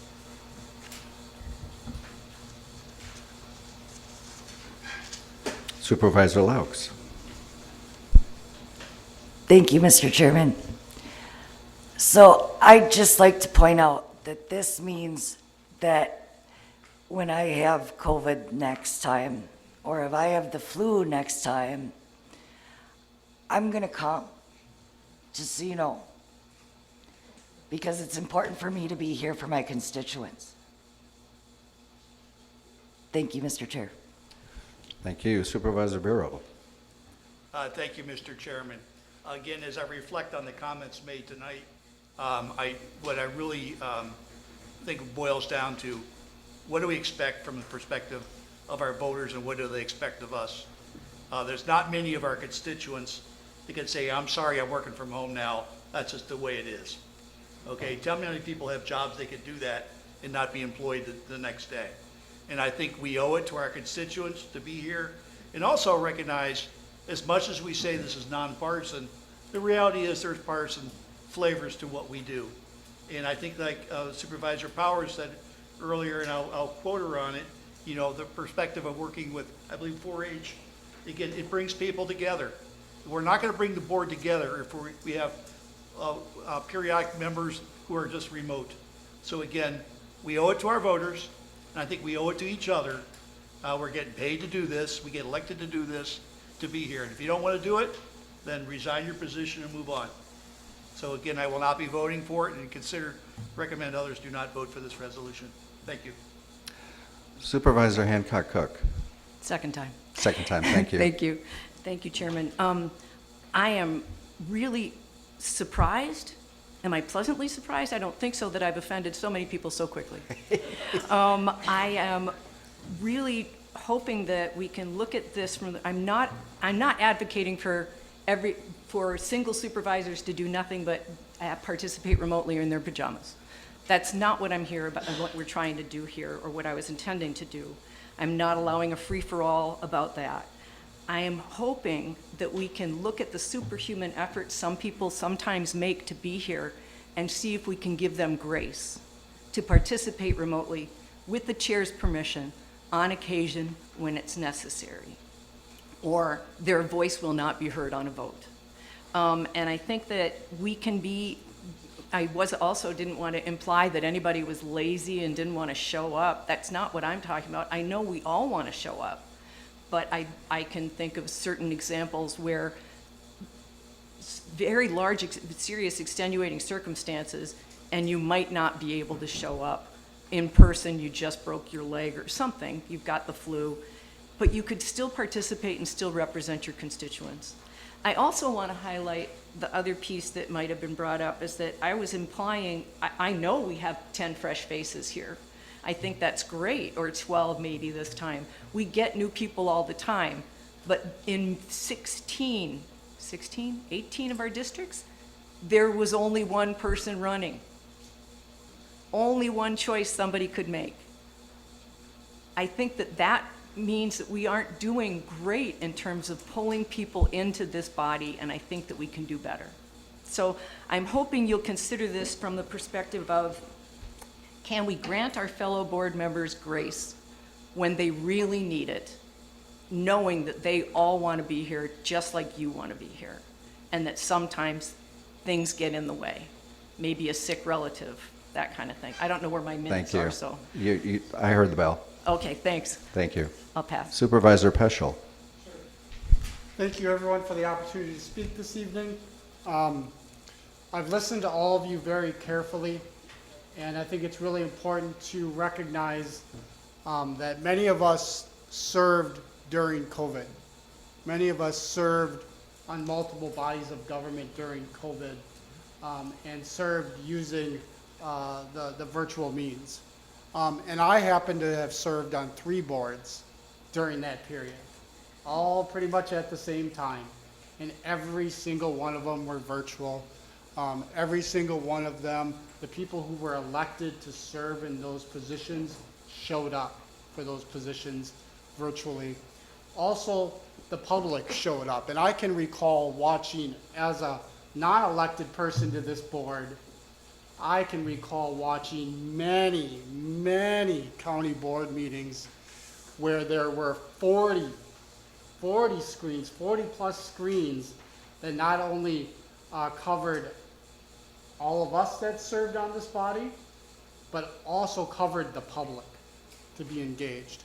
So I'm not as concerned about the public not being involved in this process. I'm actually not concerned about all of us being involved in this process virtually if it's needed.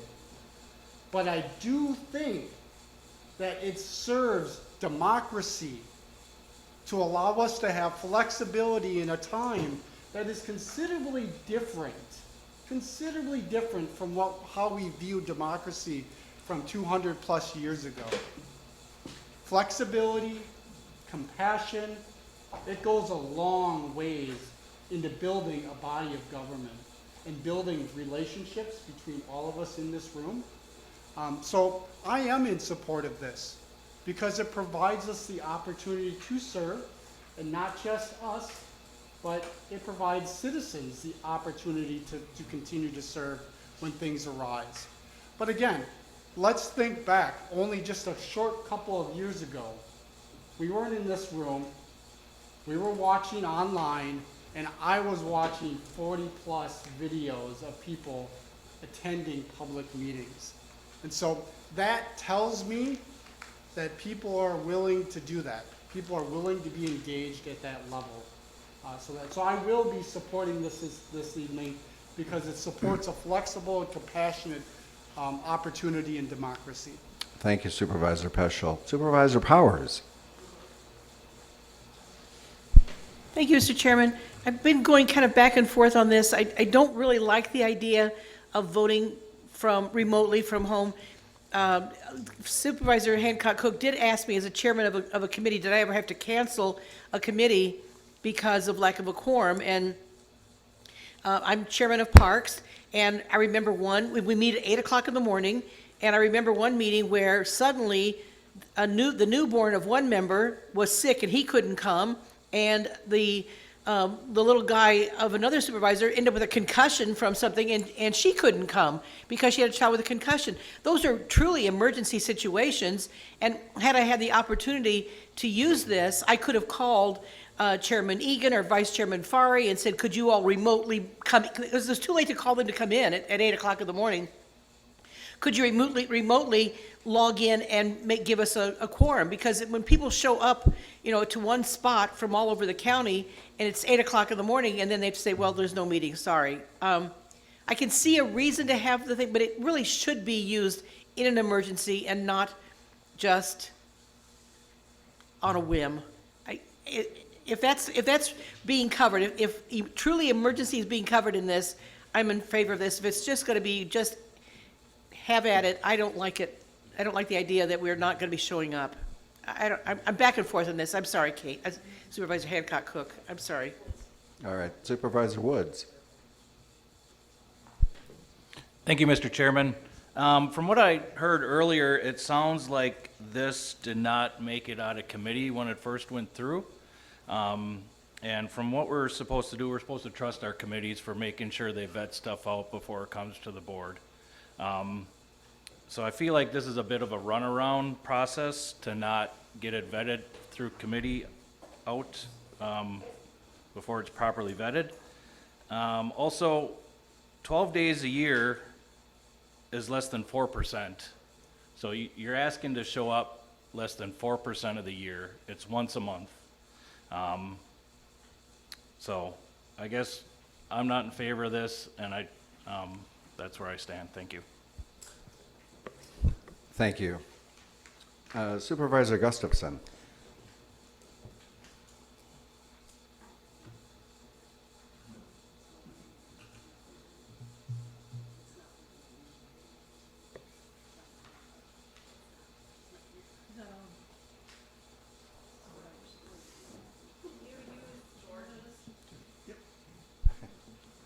Thank you, Mr. Chairman. I'd like to call the question. Second, O'Brien. We have a question is called. All in favor, please say aye. Aye. Opposed? Nay. The ayes have it.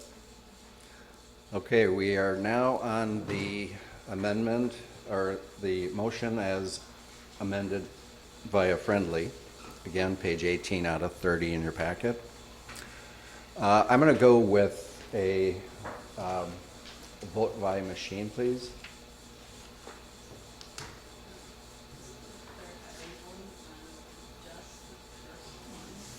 Yes, option 1, page 18, as amended, friendly-wise. Yes, Mr. Nelson. If this motion passes, do the other two become obsolete at that point? We don't have those options then.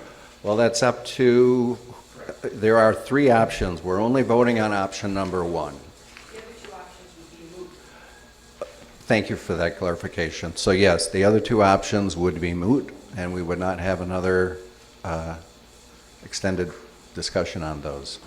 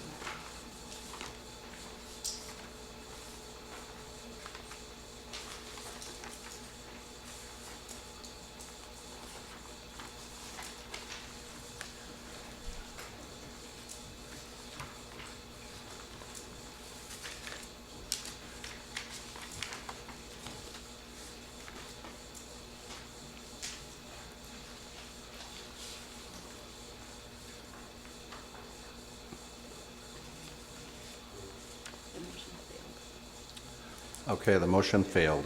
Thank you.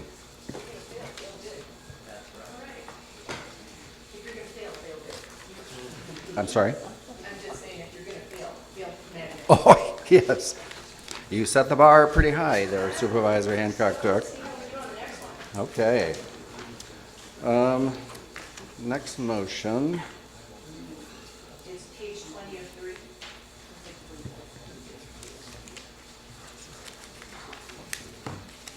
Chairman, is remote attendance allowed but for the county board meeting?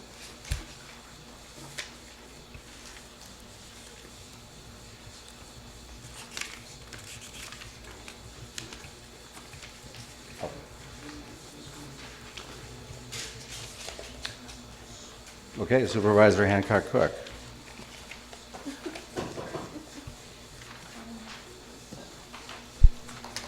Thank you, Chairman. The second option that I had brought forward with my other supervisors is to create a rule that would allow for remote participation in all meetings other than the county board. And that would be for supervisors as well as public or citizen members of committees, commissions, and boards. I would also ask to amend it in the same way that we amended the previous motion, which was Section F, requests for remote attendance must be submitted to the county clerk and the committee, commission, board, or task force chair. The chair may grant remote attendance. Second, Frankie. Okay, we have a motion and a second. I'm a little bit confused. I thought these were going to be moot. Only if the first one passed. I stand corrected. Thank you. Okay. We have a motion and a second. Do we have discussion? Supervisor Gustafson. Is that from the previous? Yep. Okay.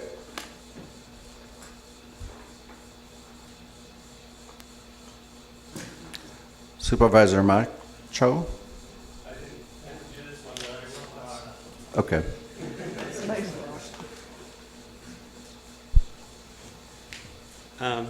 The only thing I don't agree with on this is the Section E, the 6 regular meetings. It's covered by written request by the chair. I would make a friendly amendment to make just one regular meeting. And if there's more than one meeting, then the chair has to.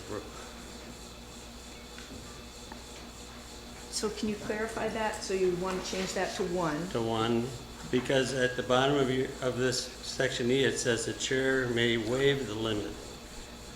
So if somebody gets in 2 accidents in the same year, Okay.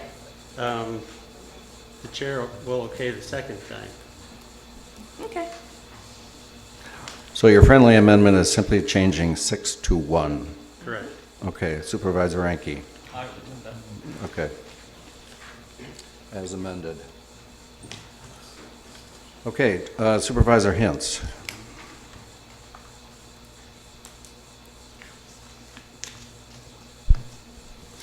Thank you, Mr. Chairman. I just want to say, at our committee meetings, we can speak and debate remotely. As a member of that committee, I've had members of various committees that I've been on, people who were on the facilities committee with me last term. I know there were some people who were on vacation and found time to participate in the debate, but they couldn't vote, and it was accepted. And the other part is with the chairman being the person who can be there if there's a problem having a quorum, that's up to the chairman to start reaching out to our chairman of the board to make sure that we get someone there. I know I had past Chairman Egan at a couple of my meetings because we didn't know if we were going to have a quorum or not.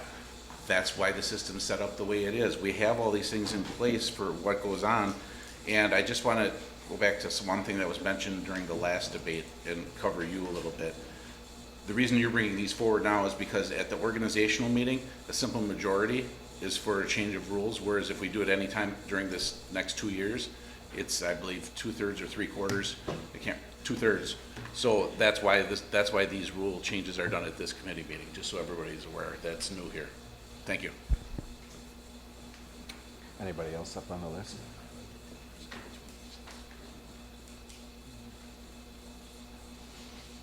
Any other discussion? Okay. Supervisor Macho, second time.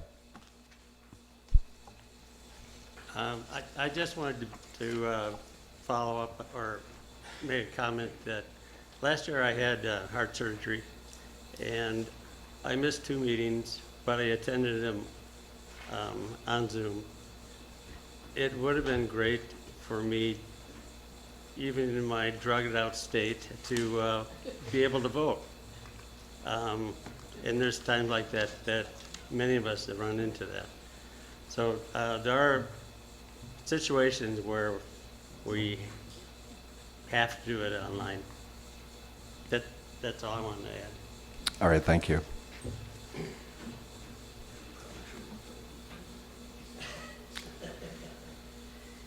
Supervisor Hancock Cook. I was going to bring this up earlier too, and I'm planning on offending you all. The fact is that most of us are getting up in years, and there are more likely to be medical issues that we are going to struggle with. Not all of us. I know some of you are much younger than me, but it just also gives us that opportunity. It allows us to continue to be useful and participate in this thing that we're so concerned and interested in, even when medical interventions get in the way. So I'm done. Thanks. Thank you. Supervisor Nelson.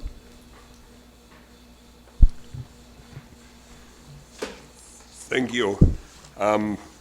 Just guess I mentioned it before, I've been divorced twice. I know the value of compromise. I kind of think this is a chance for us to compromise. I know at Land and Water we have a couple citizen committee members that, one that likes to spend some time in Florida, and he faithfully is on every meeting that we have, but to not allow him to vote doesn't seem quite right. So while I was opposed to the first resolution, I believe I will vote for the second one. I think that's kind of a fair compromise that covers an awful lot of committee meetings that can be very time-consuming at times. So I will be supporting this second resolution.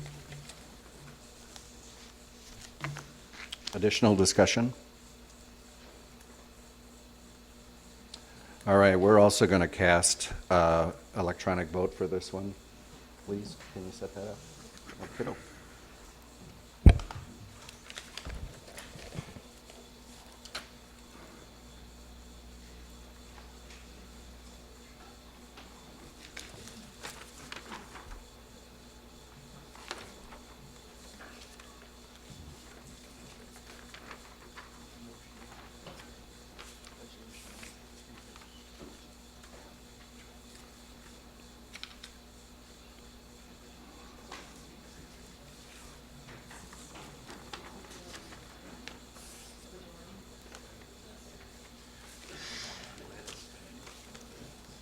Ooh. Does this make your third moot? Thank you. There we go. Okay.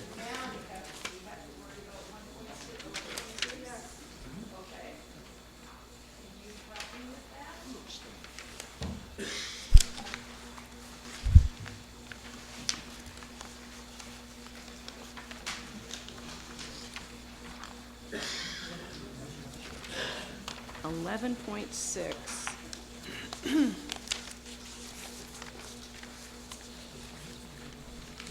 Chairman Frisetto, may I speak? Yes, please.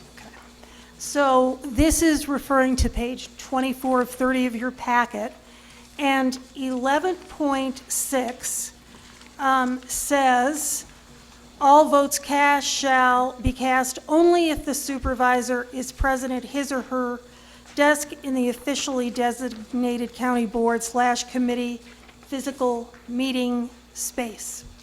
So as a result of what you just passed a moment ago,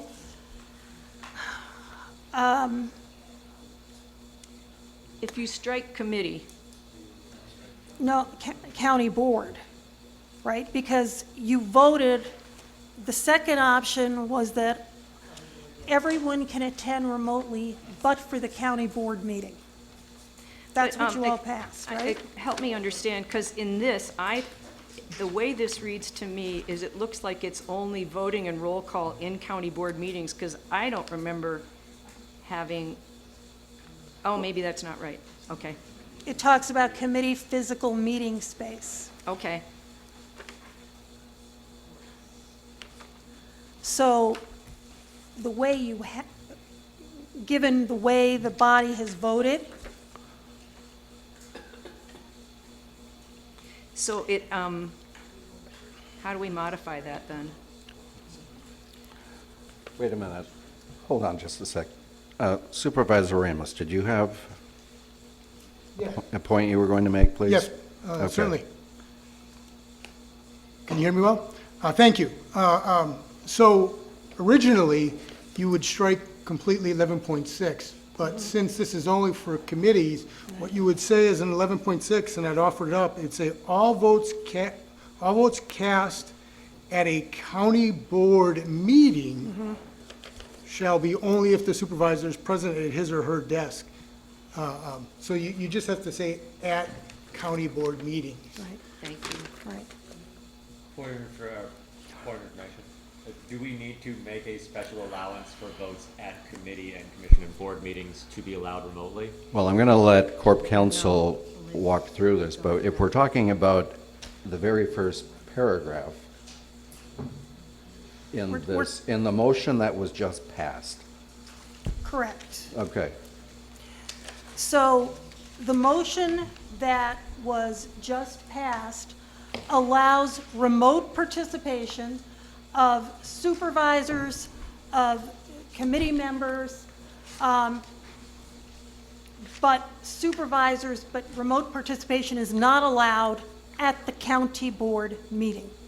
So the current 11.6, which everybody just passed before all of these motions came to the floor, says all votes cast shall be cast only if the supervisor is present at his or her desk in the officially designated county board / committee physical meeting space. So that last phrase is a problem, and I agree with Supervisor Ramos that if you just change what you passed a half an hour ago to all votes cast at a county board meeting shall be cast only if the supervisor is present at his or her desk, then everything should be resolved. Supervisor Hancock Cook, do you agree with that? And then you strike committee physical meeting space. Everything after desk. After desk. Okay, hold on. Mary Ann. Yeah. Again, the motion that we just passed, Mhm. give us a line number that you were suggesting a change to, because the motion is already passed, so we're going to need another motion. Mr. Chairman, can I go ahead and offer up an amendment? Hold on one moment. I want to find out where on this page are we looking at, and what language are you suggesting We we're are looking changing? at page 24, which is the fourth motion to amend that Supervisor Hancock Cook drafted, which was to strike 11.6 in its entirety. Okay, Okay? yep. All right. And with that, Supervisor Hancock Cook is saying she is moving to amend that to say all votes cast at a county board meeting shall be cast only if the supervisor is present at his or her desk, period. Correct, correct. But that was not in the motion we just passed. No. No, it's a That is correct. separate motion, right. Okay, Where's the desk? Right here. You're sitting at Mr. it. Chairman, may I make the motion? yes, sir. Page 24, Page 24. Does everybody have page 24? 11.6. 11.6. Yeah, where is the desk? These are the Old rules. What is the latest version? what was just passed So- half an hour ago is not this. It's on your, Yeah, we'll clear that up. Supervisor Ramos, you have the floor. Thank you, Mr. Chairman. I will make a motion to amend 11.6 to change the wording to state all votes cast shall be only if the supervisor is present at his or her desk. all votes cast at a county board meeting. At a county board meeting. So I'm going to restate it then. All votes cast at a county board meeting shall be cast only if the supervisor is present at his or her desk.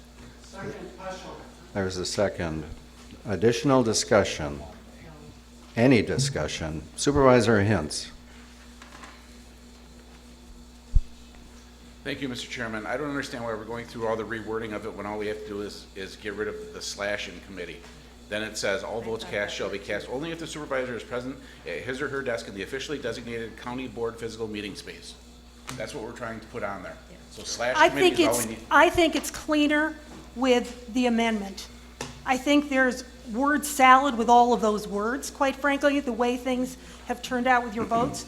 So I mean, obviously, it's up to you as to how you want to do it, but I think it's cleaner to have all votes cast at a county board meeting shall be cast only if the supervisor is present at his or her desk. Okay, But this is up to you. Yeah, we have a motion to amend what we just voted on. We have a second. Any other additional discussion? Seeing none, all those in favor, please say aye. Aye. Did I? Opposed? Carried. I have a point of order that I'd like to bring up. Supervisor Powers. Thank you, Mr. Chairman.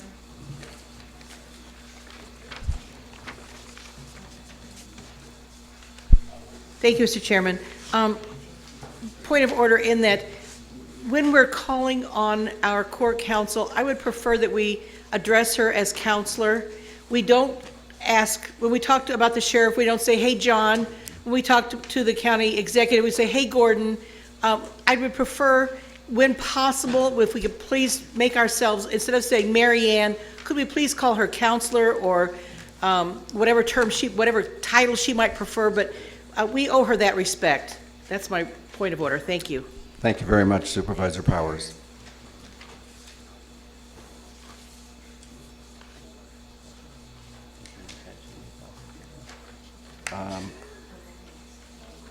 Yes, yeah. Here's a little reminder for everybody to turn in your sheets where you have put your committee preferences on. Make sure we get all of those back. And then also the committee on committee meeting, Thursday or Friday. I know. Conley, you have a motion on, ready to go, right? Okay, I just wanted to make some of those comments. We have another resolution we received? Yes, we do. No, we received it now on last Tuesday. Yeah, last Tuesday. Were you there last Tuesday? No, well, then it should be under your packet. Look inside the, look at this double packet. Supervisor Hanson?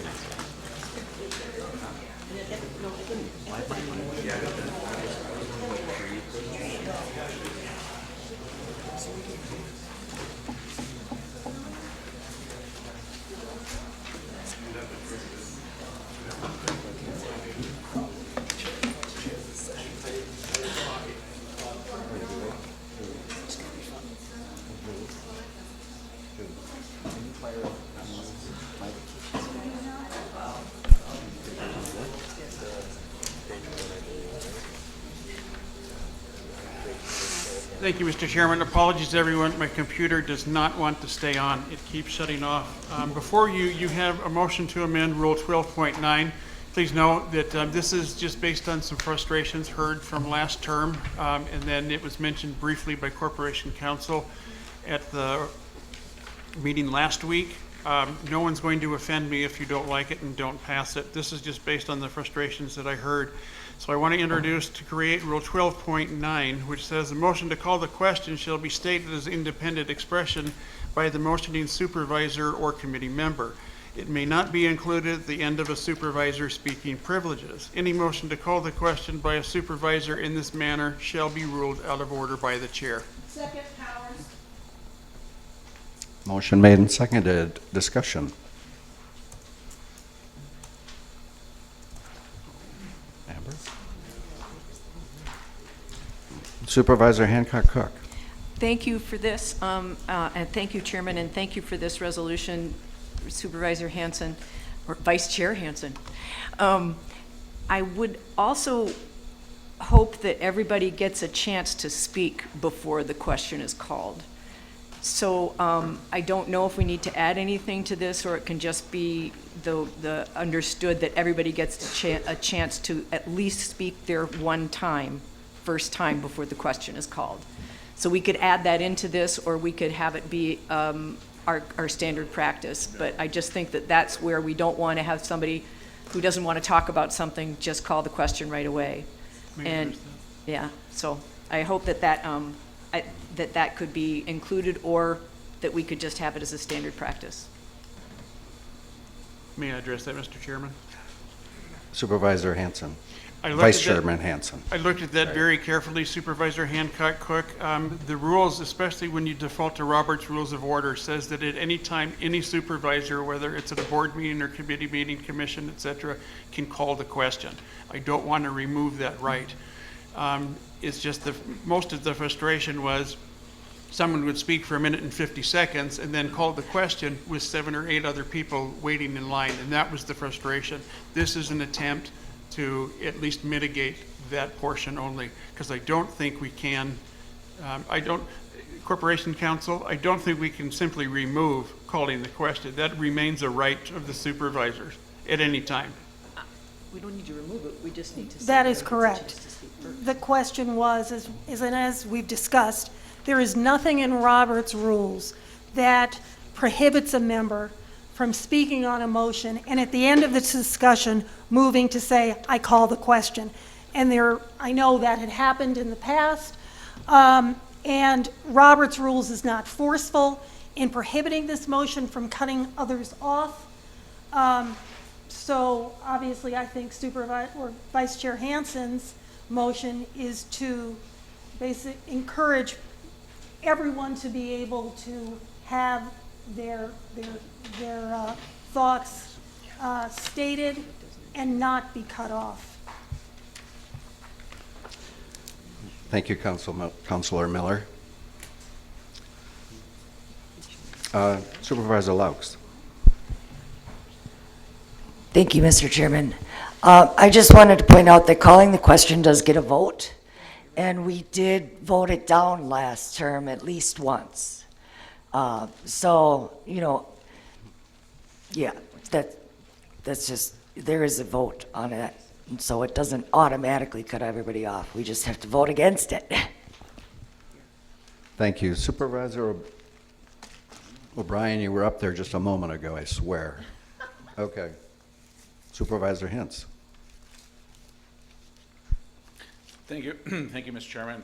I was going to actually, one of the things I was going to say is what Supervisor Laux just said.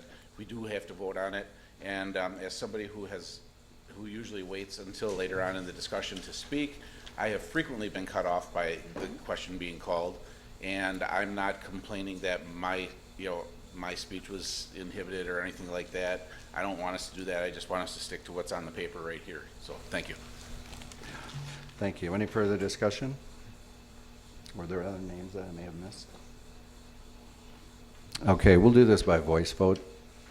All those in favor, please say aye. Aye. Opposed?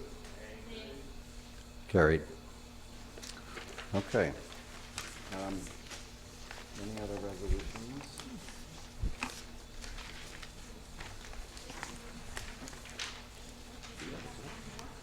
Do you have one more comment? No. Then we're good. All righty. Motion to adjourn? Yep. Before we do that, the former chairman snuck out, and I had intended to give him a standing ovation. I'm really, really bummed, but unfortunately, his health obviously had to take him out of the room. So we'll need to figure out something we can do to honor. Thank you. Okay, but okay, near the beginning, correct. Is there a motion to adjourn? So moved. All in favor, say aye. Aye. Aye. Meeting adjourned. Thank you all very much.